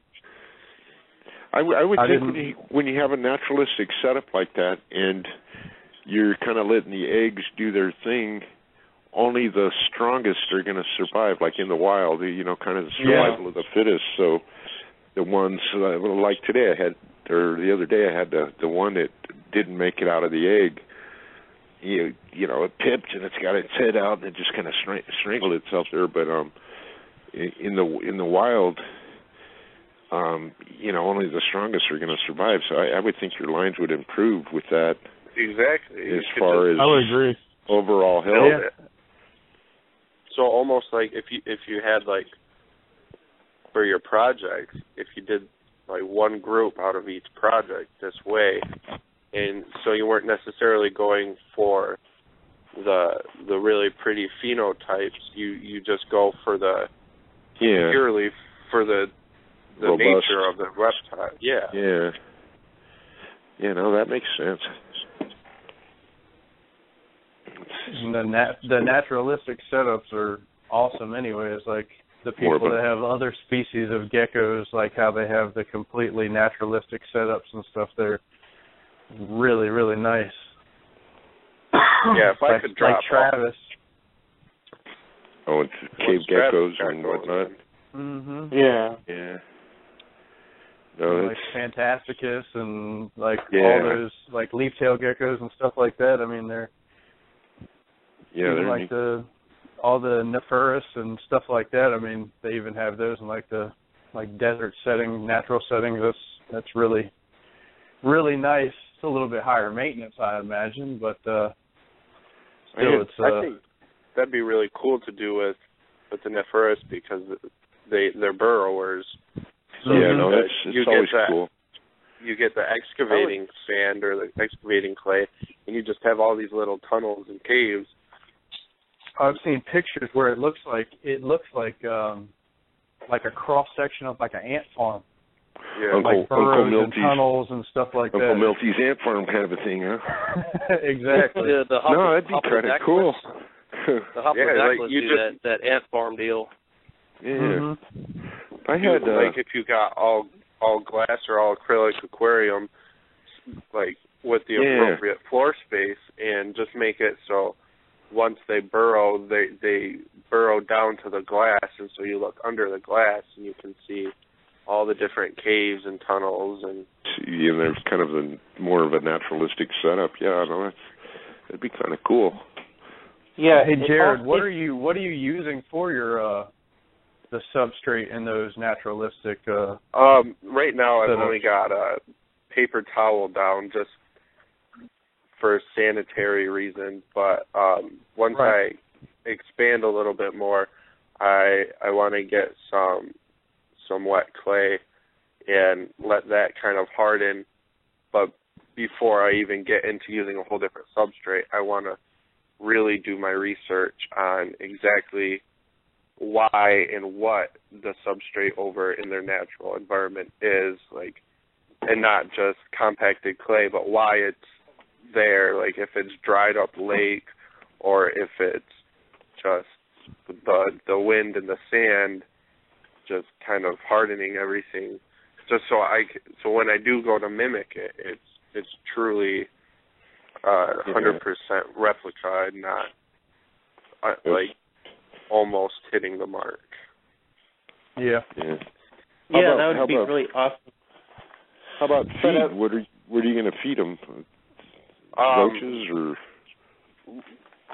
Like it all depends on how I'm gonna like have their hides, because with roaches I've noticed it's really difficult to just drop them in and let them do their thing, because roaches just hide and they'll live in there and they'll grow to full adult size. But with especially crickets, if you have a substrate. Yeah, exactly. They're just going to dig to the bottom. That's why the red runners would probably be better for something like that, the Turks. Yeah. I keep tarantulas, and that's a large problem with the dubious mealworms. Pretty much anything is if the tarantula doesn't grab it quickly, then it's going to burrow down. But they'll burrow after it. I mean, they can feel the vibrations and stuff. So depending on how deep the substrate is, they'll go find it. But I'm not sure what substrate you would actually use, if it would be because I imagine over there it's pretty compact stuff, but you're still going to have some loose substrates on the surface, just like whatever it is, whether it's sandy or this and that, you're still going to have loose particulate. I've seen people use straight cocoa fiber, straight sand, a mix of the two. Yeah, I don't. It's not like they lay their eggs right on top of whatever they're living on. They have to dig somehow. Yeah. So I mean, like half and half. I've seen some people use that excavator clay, and I forget who it was. I think it's a fairly large breeder that works with other species, and I want to say that he took the excavator clay and he took like balloons and filled them up with air and packed the excavator clay and like made caves, like once it started to dry, and then pop it and pull the balloon out. Like pinatas or paper mache. And make like different holes and crevices and stuff like that under there, and then once it's dry you can remove it and it's that packed material. Then if you wanted to maybe like take cocoa fiber or something like that and fill up one of those holes or a few of those holes depending on the size of the enclosure, and make those like potential laying areas for the females.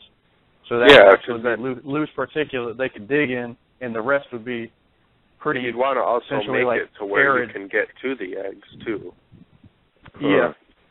And so, because you could potentially guide where they're going to lay the eggs, like obviously because they will lay them in the lay box, and so you can make your hard.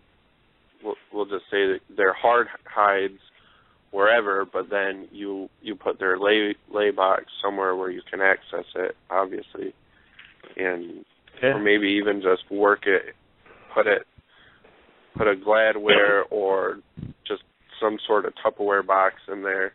I mean, just get rid of the whole do the excavating clay around the Tupperware lid. Just work it into the.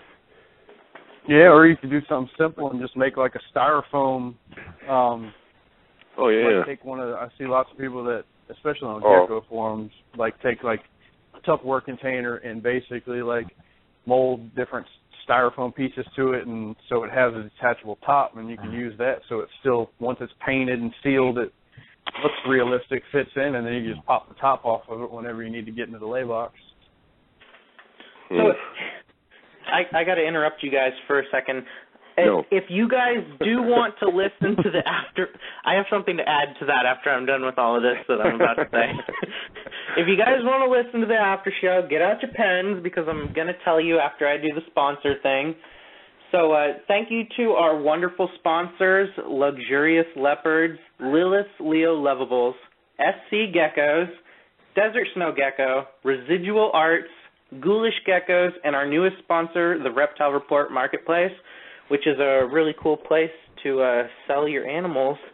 And the call-in number is 1-646-716-5403, and we're going to do an experiment where we want you to press 1 to talk to the host, but I won't pick you up because I know that there's an issue with people getting dropped as soon as we get like 15 minutes in, and then it's just like a few of us talking on the phone.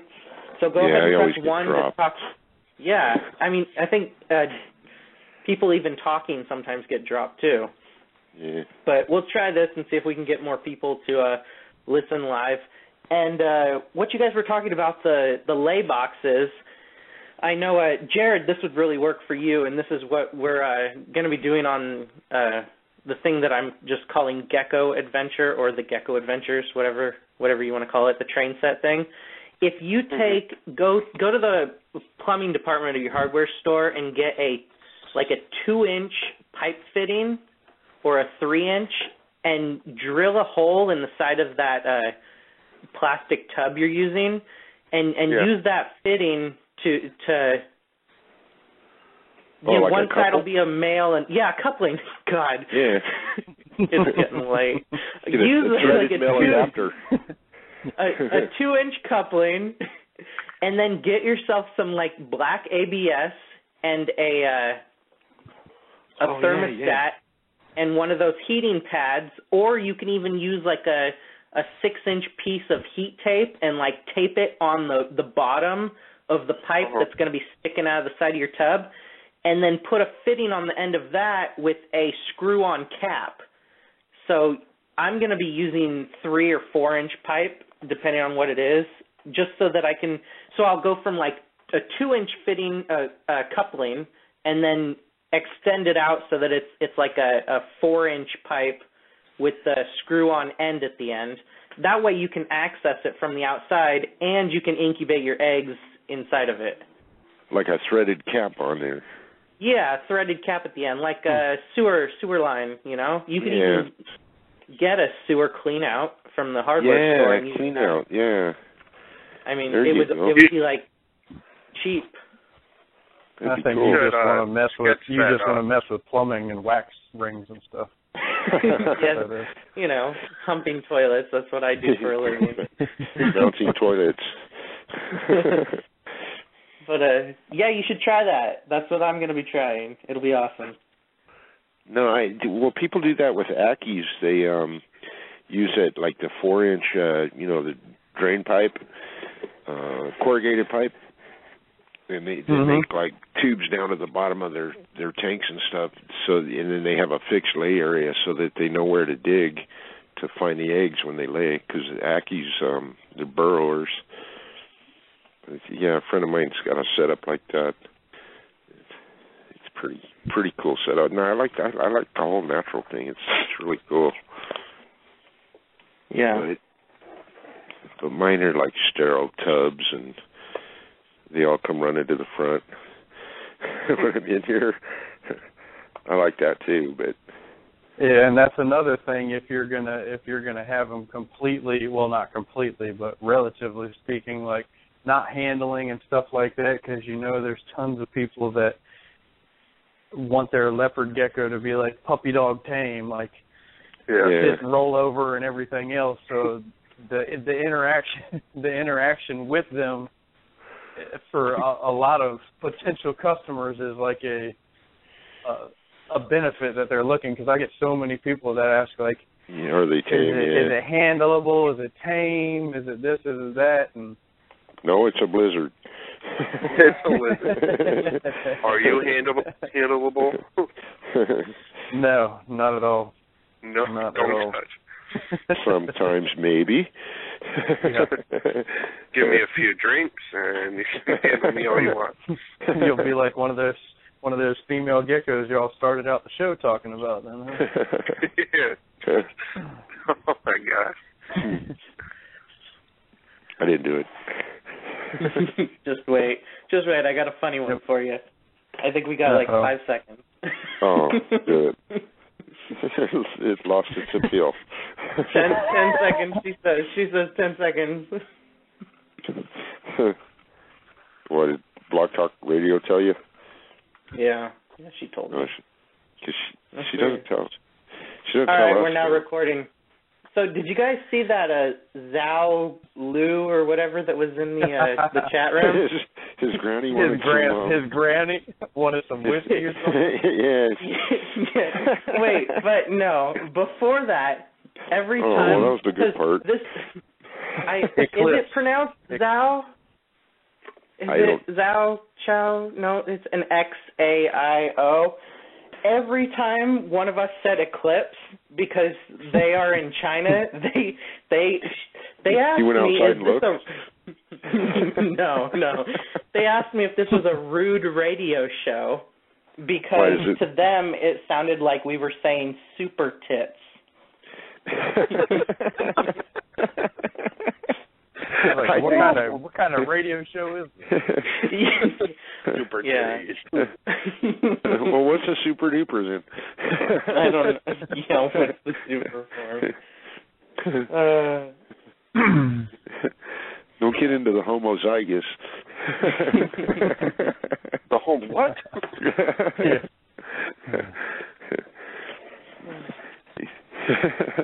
Wow, I guess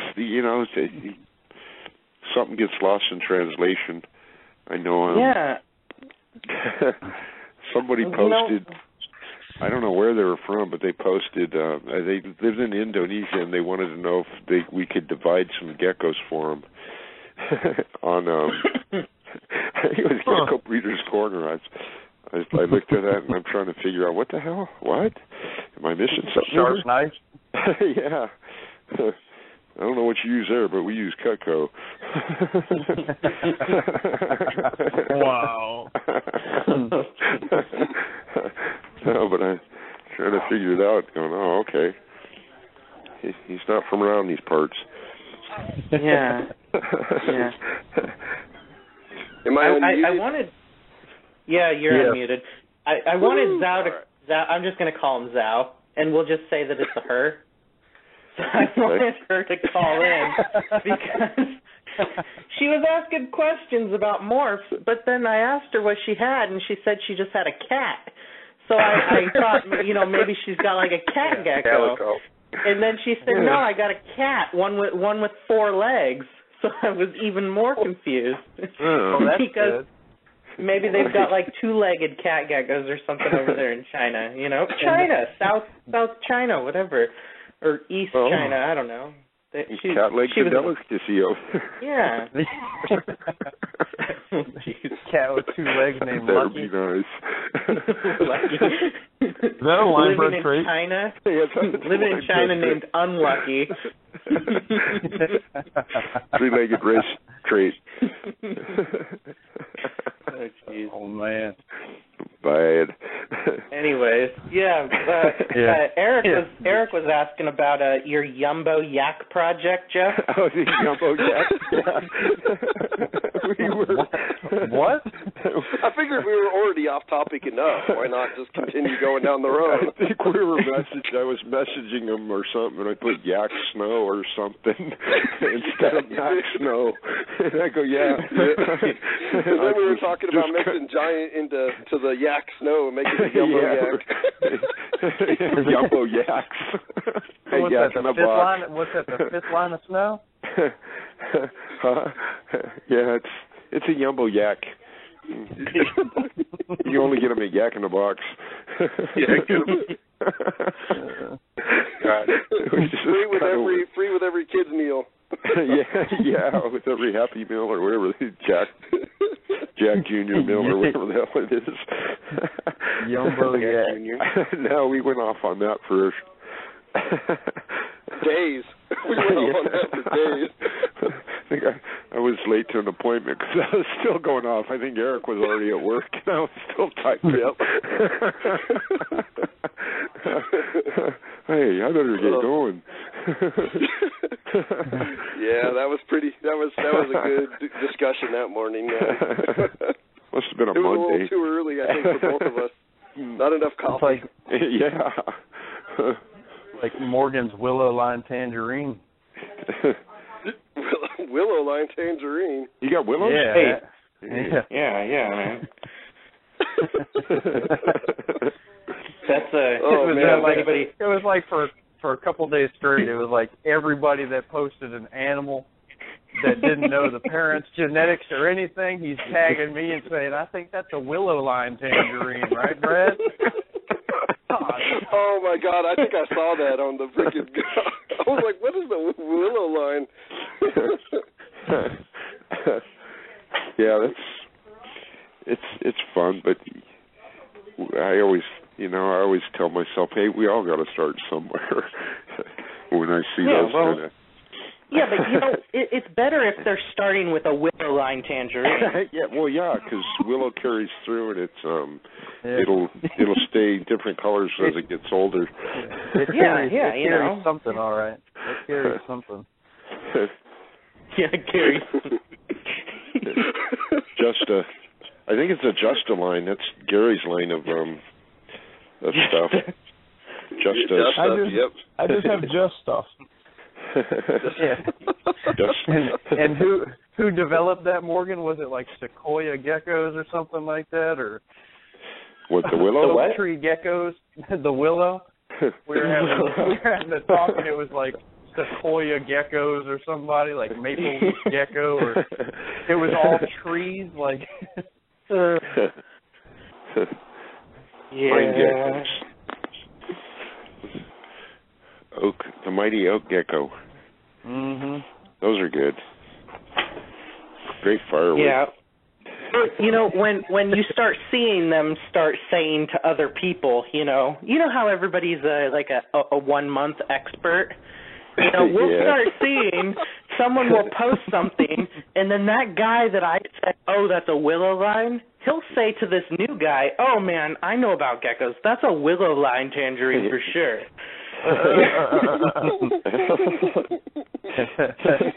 You can tell by the leafy eyes. Oh man. I mean, the Jumbo Yak line is a lot easier to pronounce than all of Jeff's thingamajigabadoo bob things that he comes up with. Like this Tangerine whammy dingy. Exactly. That's the whammy dingy line. Gosh. Oh man. Now I'm going to be thinking of Jumbo Yak for like a week now. Go through the drive-thru and order like 3 of them. 3 Jumbo Yaks. And then when they serve you a burger, be like, "This isn't what I thought it was. Where's the leopard gecko?" See what they say. Oh man. Jeez. Oh. Oh, yes, sir. Somebody's crazy. It ain't me.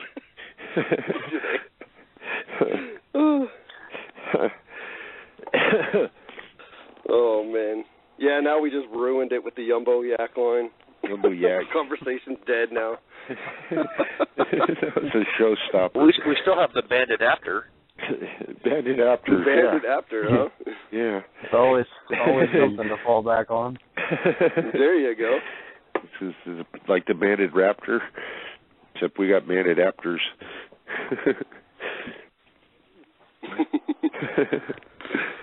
And my rainwater things that aren't typhoons yet, they're foons. They're just foons? Yeah, they're foons. Yeah. They're not high yet. They're just foons. Yeah, they're head rainwater, so they're just foons. Not high. Well, that's pretty cool. The Calypso Project. I think Jeremy coined that name, I believe. The what? The Calypso Project. The Eclipso Project? Yeah. Calypso, like Calypso. okay. Dacas Cousteau. Oh. Was that your telemarketing voice? What was that? That was my watch the old Jacques Cousteau documentary voice. Well, you're trying to mimic a telemarketer. Yeah. Play off something newer like the Pirates of the Caribbean. Calypso's the witch. Oh yeah. Yeah, that's what I was thinking. That's what I was going. There you go. I was thinking, what? A witch? Hey guys, we lost Jared. So, oh man, Jared, thank you for coming on tonight. We had he fun. can't hear you. I know. Well, maybe maybe he will listen to this show. I know that it's like, I have that problem all the time. Not to change the subject, but people just don't listen to the show. I don't understand. They come on the show, but that's about it. What do you mean? They don't listen to their own show, or they don't listen to the other shows? They don't listen to their own show either. I didn't listen to my show. Wait, there was a show going on? Damn, I missed it. I thought this was just a phone conversation. Yeah, this is just seriously. Is this being recorded? These people are asking right now. They're asking me if there's a show. No, not at all. You got to be kidding me. Is there? Oh yeah. I don't know what I'm gonna do. I'm so sad. Yeah, I don't know. Hey, what days are the shows? Say what? What days are the shows?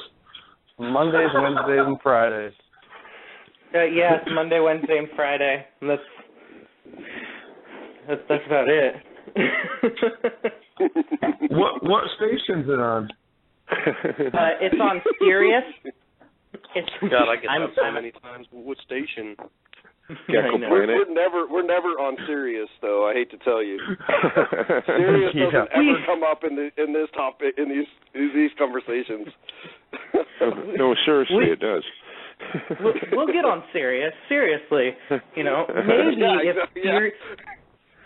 maybe there's a talent scout listening right now. Our own people won't listen to the show, but maybe there's a talent scout from Sirius listening, and they'll be like, "Oh my God, I totally want to get these guys on." Juanita's Kitchen, Zal with the drunken grandma, Whiskey Granny, the Root Tits. The Root Tits Project? Yes, the Super Tits. Don't we all need cool names, though? Super Tits. Yeah. Wait, we gotta have radio names.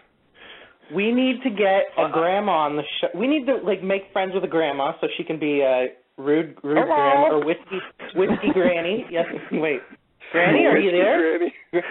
Granny, you're on the line. Meow. Not that as you think I am. Meow. Oh man. Yeah. Those talent scouts just turned this off quickly. Yeah, they're listening, but not to this show. Yeah. Not anymore. Yeah, I guess we blew that one. Yeah. So geckos, I think some of us have a few of them, from what I understand. Yes. I have 1.1 pair. Yeah. I don't know. I was told I had 006, and all of a sudden now I have more than that. It's amazing. Wow. Unsexed, and all of a sudden I got eggs. It was weird. That's fun. What came first, the gecko or the eggs? I don't know. I don't know. They just handed them to me. Cool. Oh, hey, Morgan, I'm going to start tagging you in a couple posts, because recently, since you got that cross-eyed gecko, yeah, I've seen probably another 3 or 4 of them in the different groups. Yeah. And it's not Eclipse, that one? No, it's pupils cross-eyed. Pupils towards the blind nose. trait. Really. No. Yeah. You haven't seen any. This is the only one in the world. It's the only one in the world. Where'd you find that gold-eyed female gecko I have that has cross eyes? Wait, you want to know where Goldfinger came from? Willow Line. Goldfinger. I was thinking that same exact thing, Goldfinger, when I looked at that picture. That's his name now. He is a panther gecko, Picta, ocelot gecko, Madagascar ground gecko, whatever else you want to call it. But AKA Pictus, also known as Picta, recategorized as something else. But yeah, he has gold eyes. It's a gecko. God. Oh, that's cool. Yeah, I posted Where'd you get him from? I got him from Josh Hawley. Wicked. He's bad. He's good looking. Yeah, he's A-male het for anery, so hopefully I'll get some of those ghosts or snows or whatever they call them, because I also got a female that's an anery het for A-male. So. Yeah, I need to find somebody that'll trade some leopards for some Picta. Yeah. Picta. Picked a good one, didn't you? But oh man, I'll be here all night, folks. There you go. Oh, so who's on the line still? Jeff, Gary, Brad, and Morgan and myself. I think so. And I think Eric is on. Eric, you don't think who is? Yeah, I'm right here. I'm the one asking the question. Oh. No, Eric's not on. Nah, I disappeared. Should we bring Brooke on? Should we just make her say something on the air? Don't forget, hey, Jeremy's here. Bring her on. Yeah. Jeremy's here. Yeah, damn, I always get left out. Jeremy's here. Jeremy. Like a mushroom, left in the dark and fed bullshit. Yeah. I don't recognize a lot of some of the voices. That's why I'm like, wait a minute, who's on? First we had a whiskey grandma, and now I don't know anyone else. Morgan's been talking to Eric for like 15 minutes, and I have no idea. No kidding. I don't know. And then forgets that I'm here. No, I know you're there. I just don't know who's saying. I know Gary and I know Jeff, but no, you don't. And Brad. Brad's got an accent, so that's easy. Yeah. Oh, thanks. Yeah. And Jeff, well, thank you. Jeff's got a distinctive voice. There's several accents. Yeah.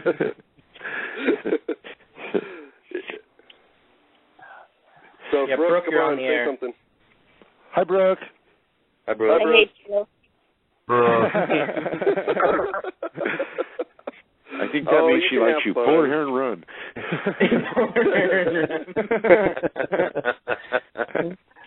Why you do that? You're live. Draw something. Well, yeah, draw something right now. Okay, I'm doing it. What are you working on right now? Absolutely nothing. No? Really? You have like a line of customers out the door, don't you? Oh, well, in general, I'm working on things, but right now, no. Oh, at this very second? Are there any, like, no rest for the great. I gave up. Well, I'm breeding geckos right now. You got to be doing something. I wish I was. At least my geckos are breeding. I don't know about anyone else's. I heard tail rattling going on in there. Yeah. I got the camera crew taping them, so. Oh, there you go. Pornos next week.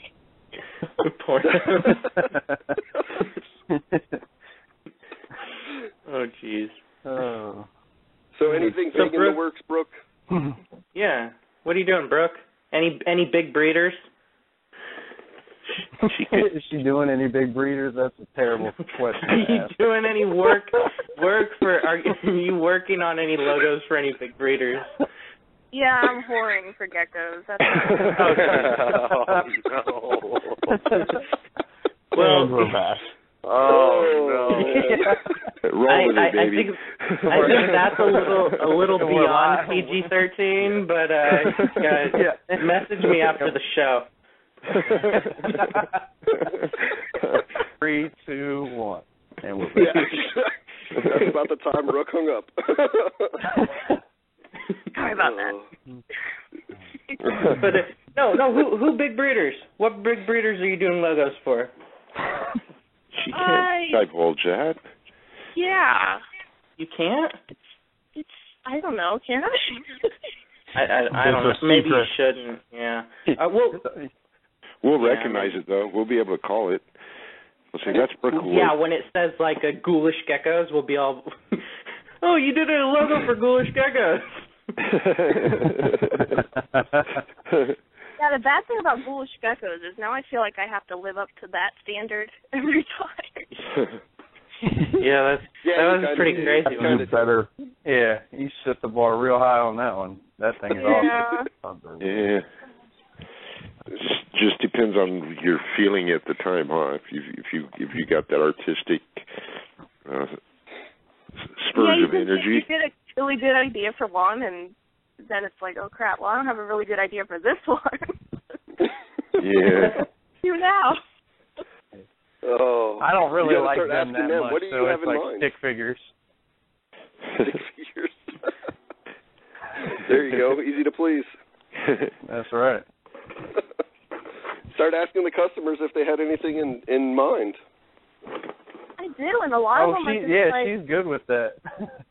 A lot of them are just like, oh, whatever you like. You're the artist. Use creative freedom. And it's like I give them a questionnaire to fill out.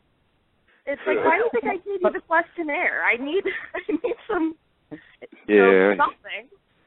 Yeah, I mean, really, their logo is going to set the kind of their face of their business, I guess. So when I got my logo designed by my aunt's cousin. He's not actually a logo designer. He's an artist. So I figured, hell, I'll just go to him and see what he can do. I came to him with an idea, like, hey, this is kind of what I'm going for. So I didn't know if other people were doing that. I just said, I like geckos, and this is the name of my business. So you got an I Like Geckos business logo?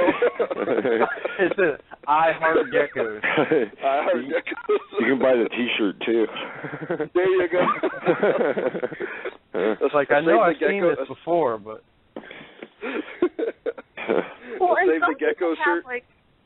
Some people have like a really specific name, and you immediately get idea, with the name, to incorporate something from the name in the logo, and then it's like you show it to them, you're like, well, how does this look? And they're like, oh no, we don't want anything like that.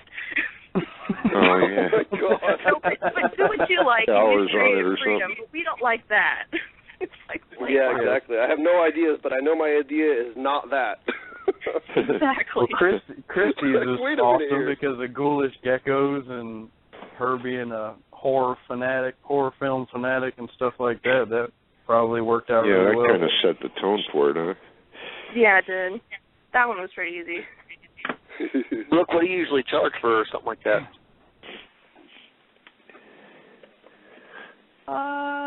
Private messenger. $1 million. It all depends.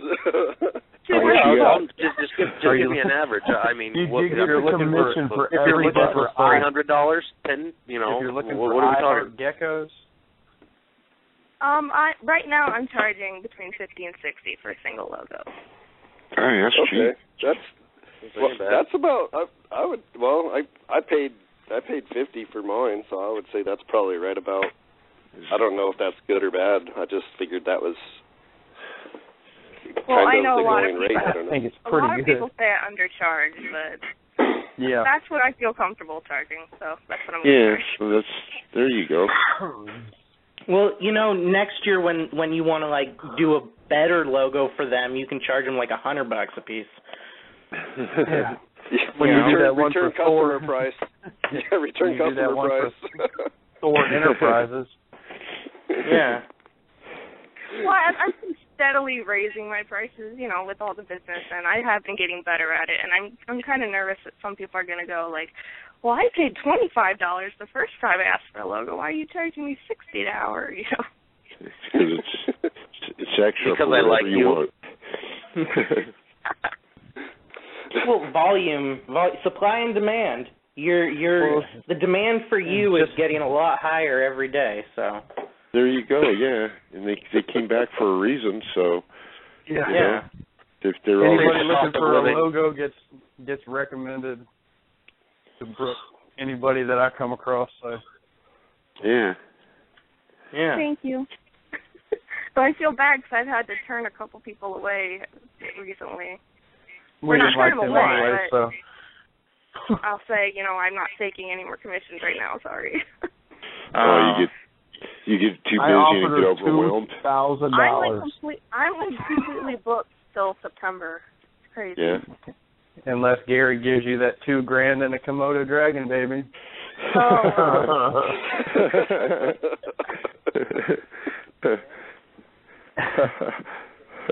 Then you'll be putting projects off. Yeah. Special payments do get special privileges. There you go. Ooh, look at this. Oh, absolutely. Just jump the list, everybody. VIP. I have had a cuts, couple people. cuts, Mr. Ortner. He bumped in the list for that. No, you got to do what keeps you alive. I mean, it's in any business. You kind of. Well, I know I do. I'll put off little jobs and do the big ones first. If I get real busy in the landscape thing. Yeah, and I feel bad about the deadlines I try to set, but I'm only human. Yeah, you got to pay bills. That's the key right there. Yeah, you got to keep the business flowing, and you just got to do what you got to do. Yep. In difficult people, I charge more. If I go bid a job and their people are difficult right off the bat, amen. The bid goes way up. That way, if I do happen to get the job, it'll kind of be worth it. And if I don't, oh well. one last bottle of aspirin. I need to learn to do that. I'm too nice sometimes. Yeah, well, you'll learn as you go. I learn every day. I've been doing the landscape thing for a long time, and I don't know. I did a cleanup for this lady, and with the agreement that she was going to be on a yearly contract. So I did a big old cleanup, gave her a good price, and then a couple of days before I was supposed to go out there and start the weekly, she called and canceled. And it's like, and it's like, well, it's my own fault.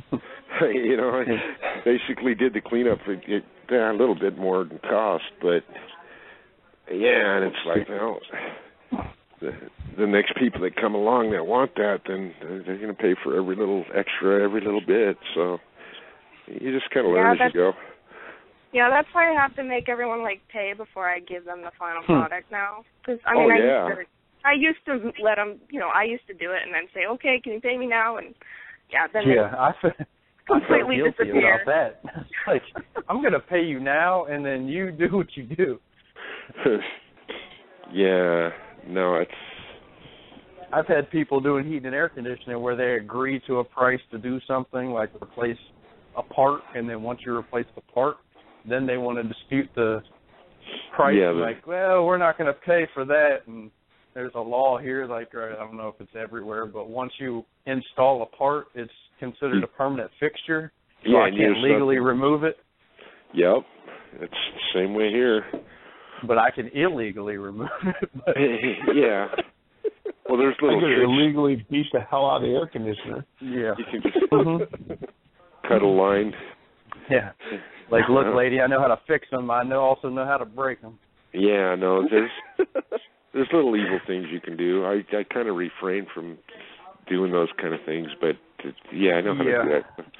Little roundup and water balloons on the lawn.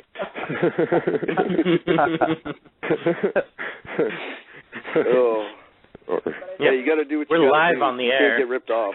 No, I don't do any of that, but I know most other of the people time that it works have. out, but most of the time it works out. But I've heard lots of stories about people. Oh yeah, and if there's all kinds of legalities. A lot of people, they'll take advantage of it. And years ago, I had no idea. I was arguing with a lady, like, I'm going to go take that motor right back out of your unit. Like, she's like, no, you won't. You'll get out of my house. So I'll call the police. I call the police. And then my boss is like, dude, you gotta leave. You can't do anything about that. We have to call the right people about that. Trespassing, theft. What's the other one? Like when someone graffitis. Malicious mischief. They can throw all kinds of stuff at you. No, I've known people that do that. No idea. I had no idea. I figured I put it in. You didn't pay for it. I'm gonna go back down there and take that thing out. No, it's a civil matter. Then, I've been burned a couple times on a couple things, but then it cost $58 to file small claims, and you got to miss a day at work to go there, and then it's like, is it worth it? And, and then you don't, it's like, you know what, the money you owe me, just go ahead and buy yourself something that makes you happy. Don't call me again. It happens. You just got to move on and read people better as you go. Yep. But wow. Enough about the legalities of the bad. That was a mood kill. That was a mood killer, Jeff. God, I feel like I want to like. Did I tell you? Did I tell you that I'm wearing my thong underwear backwards? Oh yeah, it's thong hour. That's gotta hurt. Wow. That's so great. That's graphic.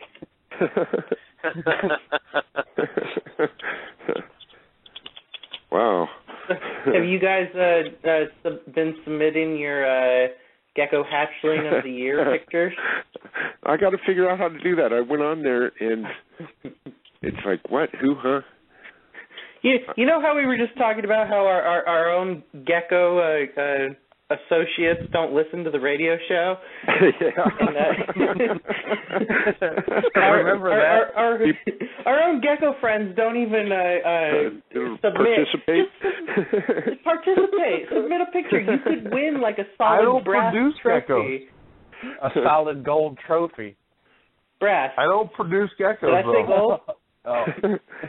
How about a Komodo hatchling of the year? You win a Komodo hatchling and a trophy of gold? Yep. Exactly. Yes. Gary will send you the hatchling. Yes. And I will send you the trophy. A boa hatchling of the year.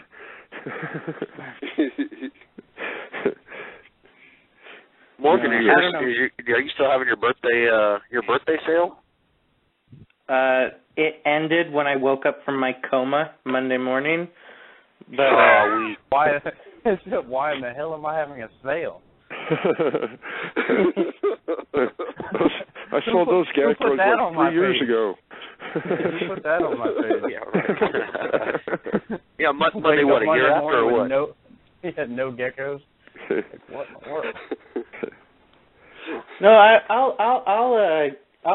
I always adjust my prices. The backdoor price, right?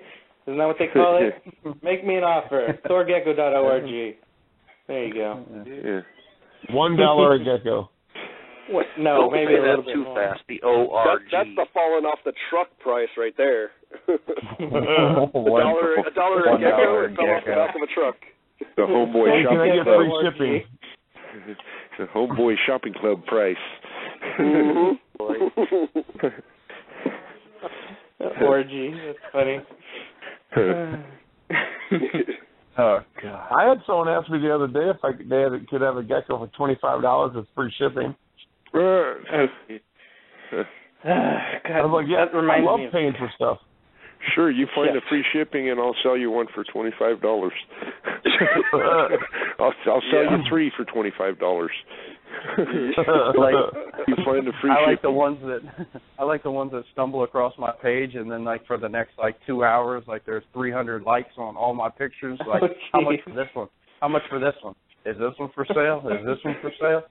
What about this one? Are you talking about me? That picture's from 2012. You might still have it. Yeah, and it was a hatch thing. It was like the hatch day picture. I get that on Instagram all the time. Baby? Yeah.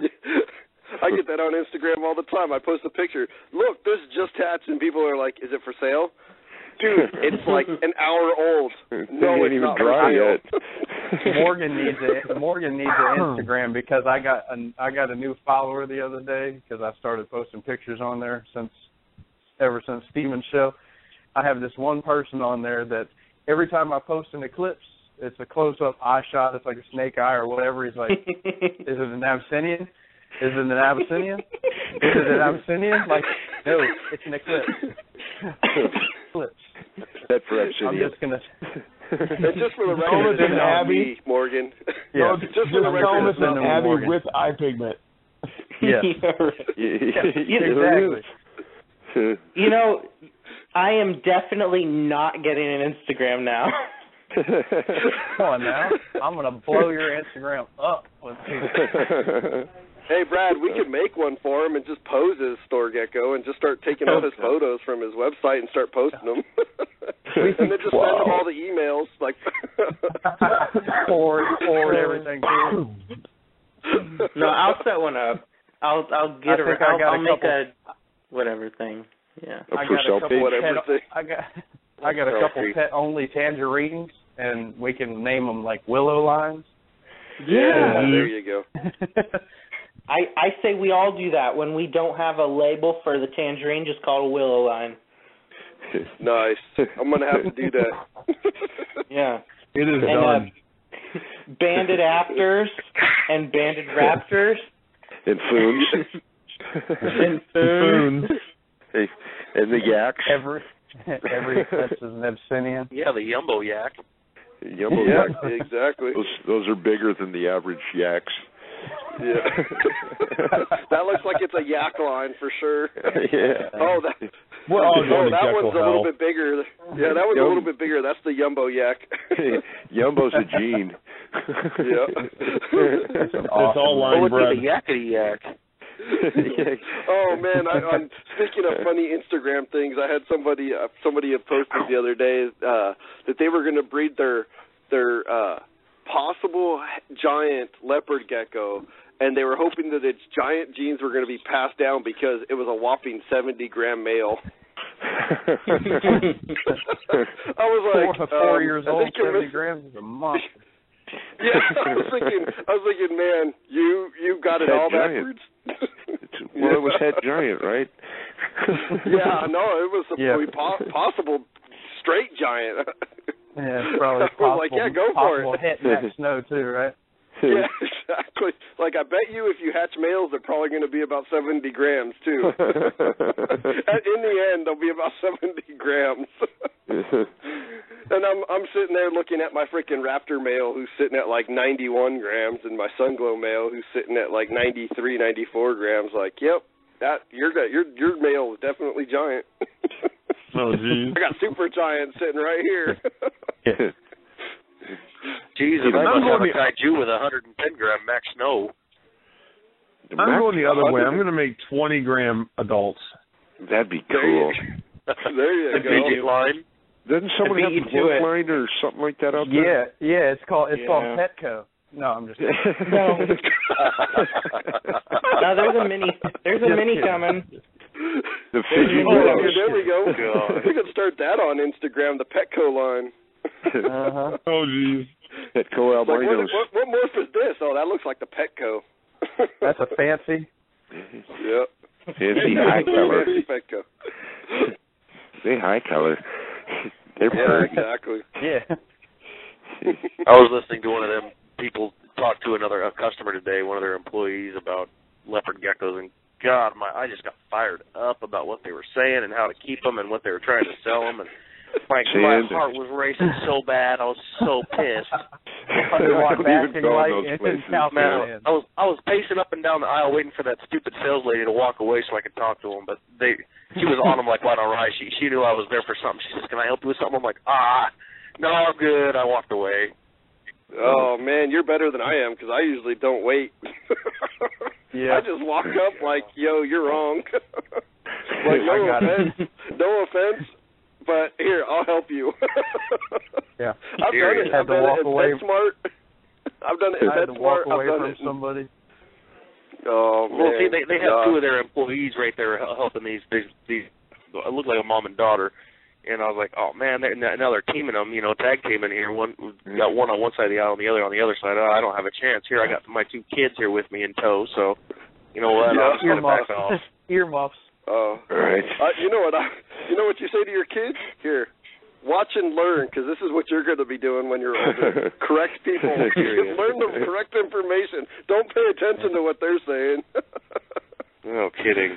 I want you to learn the right way. Don't listen to that. I mean, now you got to take into account, because I used to manage a Petco, so I'll be open about that. Hey, it was a job. It paid the bills. I did what I had to do. But I'll have you know that whatever I didn't know, I went home and researched, and I have like 3 binders of research for all the animals that we kept at the store for reptiles and stuff, because I knew that there was special care and everything like that it was involved. Not every person that works there really wants to deal with the reptiles, but they're required to go and sell them, quote unquote sell them. So sometimes the people helping the customer, they don't really know. They're just really trying to get away from actually having to deal with the reptiles. So they're just trying to make a sale really quick so they don't have to deal with anything else after that. So, sometimes I try to look out and see kind of whether the employee is either interested in the reptiles or they're just trying to get the customer out of their hair. Because I've seen people that are there that work there that genuinely care for the most part. Then there's other ones that it's just a job. They could care less whether they were working at a pet store or whether they were working at Lowe's or anywhere else. They're just there to collect the check. Yeah. Yeah, I mean, the guy making the McDonald's hamburger or the frozen patty, do you think he cares if it's real beef or not? No, he doesn't care. Yeah. He's just throwing it on a bun and giving it to you. They don't pay me to care. Yeah, exactly. And it's the same. It's kind of the sad part is that Petco is basically the same way. They don't really pay the employees enough to care about the animals. It's just they don't make a commission if they sell more like Reptisand or Hooded Lights or commission. No commission. Because you would think they would, because they're always trying to cram some kind of, and you need a turtle stone and some hermit crab food and some hamster bedding. What those are called, right? Those are just called ticket items. It's a retail store, so just like Best Buy, they've got to get items per ticket. So when they're like, "Oh yeah, you're gonna need this," I mean, I've corrected employees. They're like, "Yeah, you need the Reptisand, and you need the peat moss, and you need the UVB for freaking crested geckos and stuff like that." And I'm like, "Yo, no. I even told one person they loaded this dude up with stuff, and I was like, he was staring like because they had $175 or something in his cart full of stuff, and I'm like, look, here's the real deal. Don't buy this. Don't buy this. I cut his cart down to like $50, and then told him where he could get the other stuff cheaper. You got a plastic shoebox at your house? Exactly. I was like, dude, go to Lowe's. You drink Gatorade, don't you? Yeah, exactly. Lowe's little planter dishes make freaking perfect hides. Like cut one. Order the little gen packs or whatever. Go to a freaking Smart and Final around here. Yeah, go to a Smart and Final. You guys are better than I am. You're better than I am. I reuse my trash. Literally, like my sour cream and stuff like that. Those I cut a hole in the top. And I have to get pulled away from like different stuff, like looking in the fridge, like if I kill that right now. Other life, it does it for me. It's a perfect lay box. Like on the way home. I don't even like this yogurt. I tell my son all the time not to throw away like those Starbucks drinks, the cold ones. Like, don't throw away those tops, man. Put them in your pocket. Those can be used for geckos. The Gatorade cups.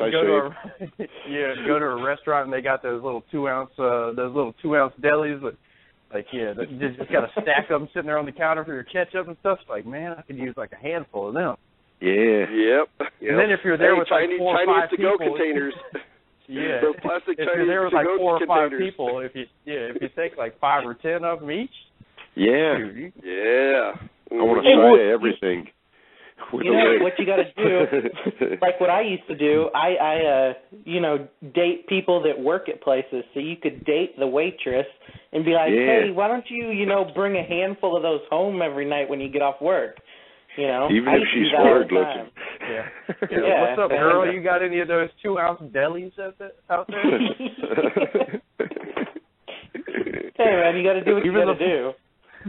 Even the 4-ounce. I'll do the 4 ounces if you got lids. Yeah. To-go containers. Jeez, man, anything. Do we still have Brooke on or no? What? You want to hear something funny about the containers? Is Brooke still there or no? Brooke's muted. You want me to bring her back on? Oh, you muted Brooke. Okay. Oh, you muted Brooke. Brooke got muted. That ain't right. Dang. Before you next come on, design, can you mute me? Your next design is going to be horrible. Dude, that is wrong. But here's a kicker. If you guys have ever been to a Togo's sandwich place? Oh yeah, Togo's Eatery. Togo's, dude. Order their cups of soup, and they give you these little plastic cups, these little to-go plastic things, dude. I ate there for 2 weeks because I needed Hatchling Hide. And I was like, yo, can you double that up? It gets kind of hot in the bag. So my Hatchling have all these little Togo stuff. Hides. Ew. Probably would have been eat Chinese takeout for a month straight. Yeah, because you need incubation cups, right? I need lay boxes. That's what you call breeding on a budget. Yeah. Hey, exactly. Dollar store Tupperware, man. That's what I use for moist hides, dude. That's what I got. And that's what I use for incubation cups as well. Dollar store Tupperware. Potato salad from the deli. They got the clear tops and the little deli heads. Yeah. I got some cooking in those right now. A little vermiculite. Yeah, exactly.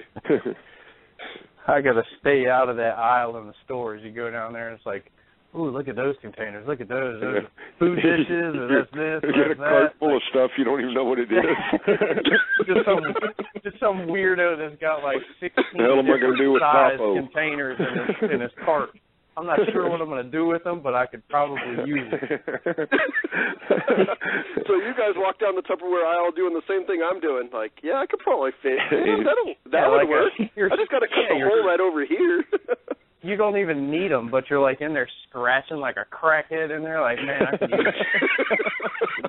use it. I could do that.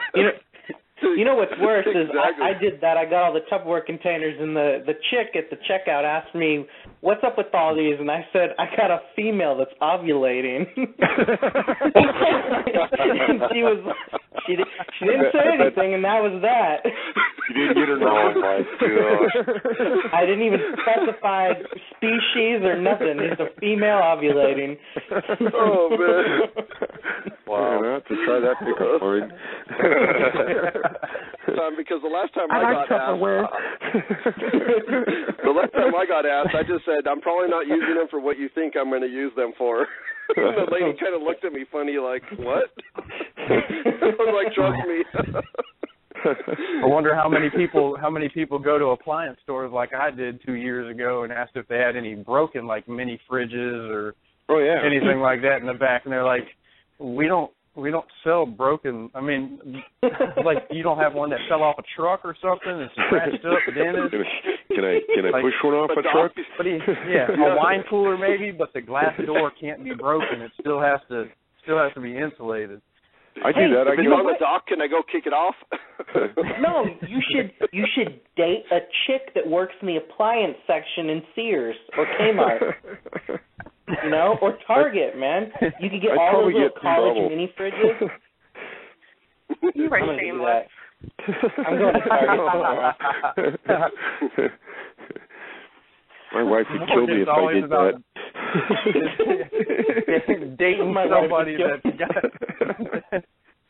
dating somebody that's got to hook up somewhere.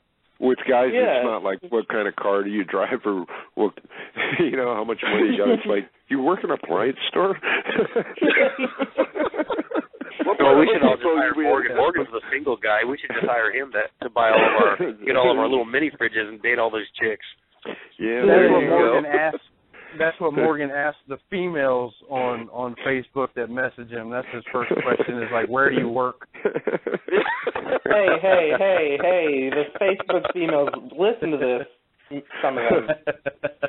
That's why he's asking, ladies. Probably shaking their head yes. Yep, that's exactly what he asked me. That's what he said, yeah. You too? If you're working, if you're working at a Walmart, he took all my styrofoam containers.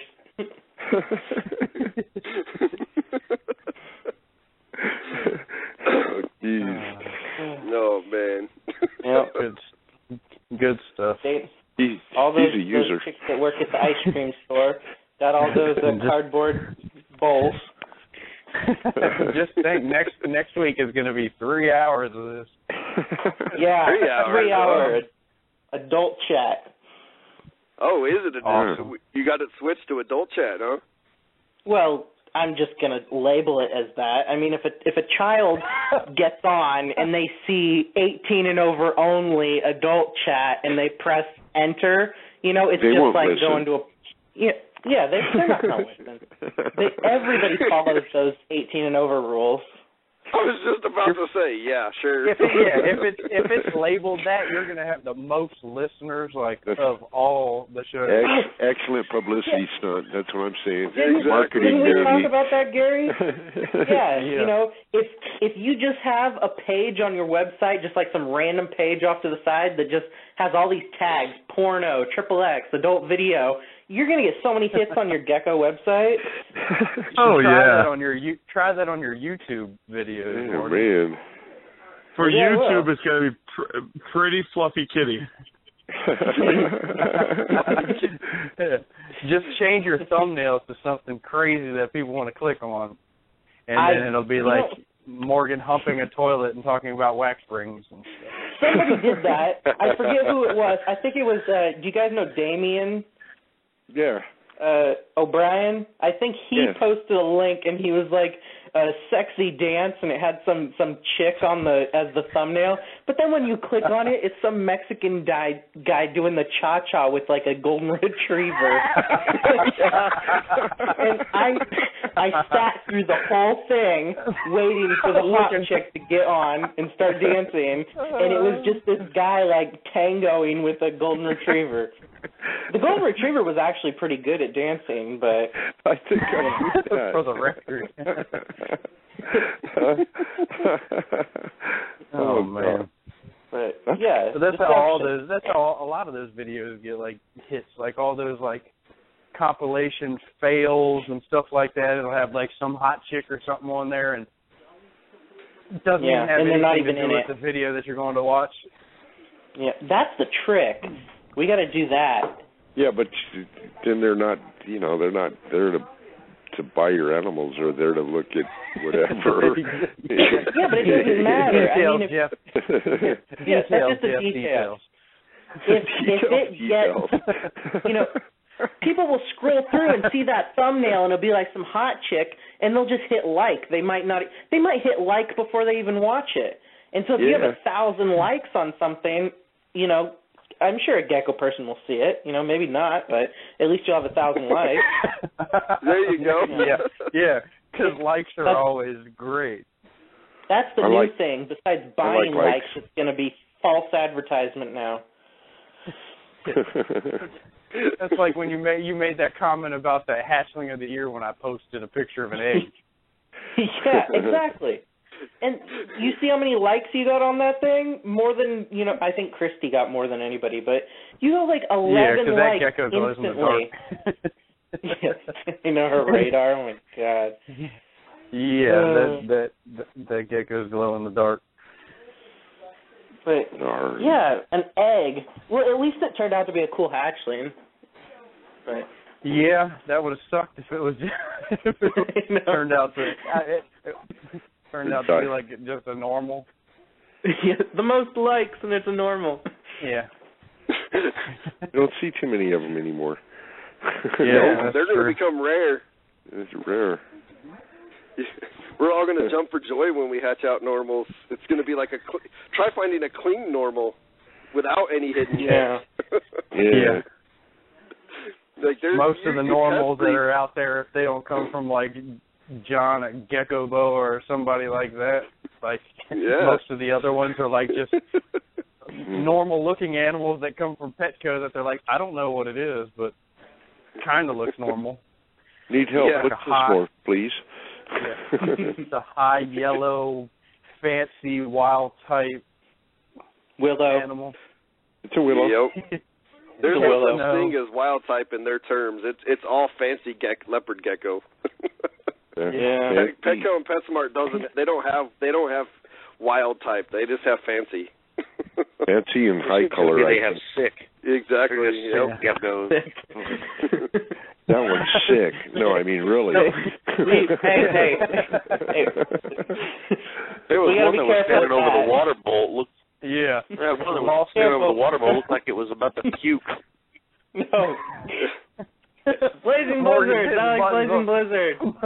Morgan's hitting buttons. I like Blazing Blizzard. I like Blazing Blizzard. There's no sick geckos here. We're not talking about sick geckos in Petco. We're talking about Blazing Blizzards. Yes. Sick like awesome. Yes, sick like awesome. That's awesome sick. That's bad. No, really. Yep. It's just laying there. Super. Oh, my God. Oh, you guys are going to kill Late Night Leos. Yeah, we have to be careful. No. Late Night Leos does not endorse any. Yes. Disclaimer. We don't support the views of anyone that comments on the show. Yeah, you probably are going to need to. Ever. Late Night Leos is not responsible for anything said from yes. this point forward. We need to become an LLC. Like that. Yes. Yeah, you need a recording like that in like the final 10 seconds of the show. I'm going to put it at the beginning. Yes, at the beginning. That way, it's the first thing you hear. Yeah. One of the ones that you can't understand. It says like 60 paragraphs of freaking text in like 10 seconds. You're like, I didn't catch any of that. Maybe but at least they what I'll do is I'll do it and then I'll just put it on hyper fast, so it'll be like a mouse talking really quickly.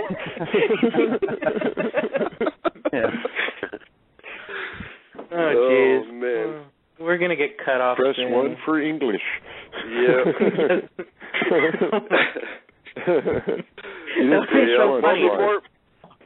Before we get cut off, it was a pleasure talking with you guys as always. Well, and Brooke too this time. And Brooke this time too. Brooke. Yes. Brooke and Val. Val is awesome.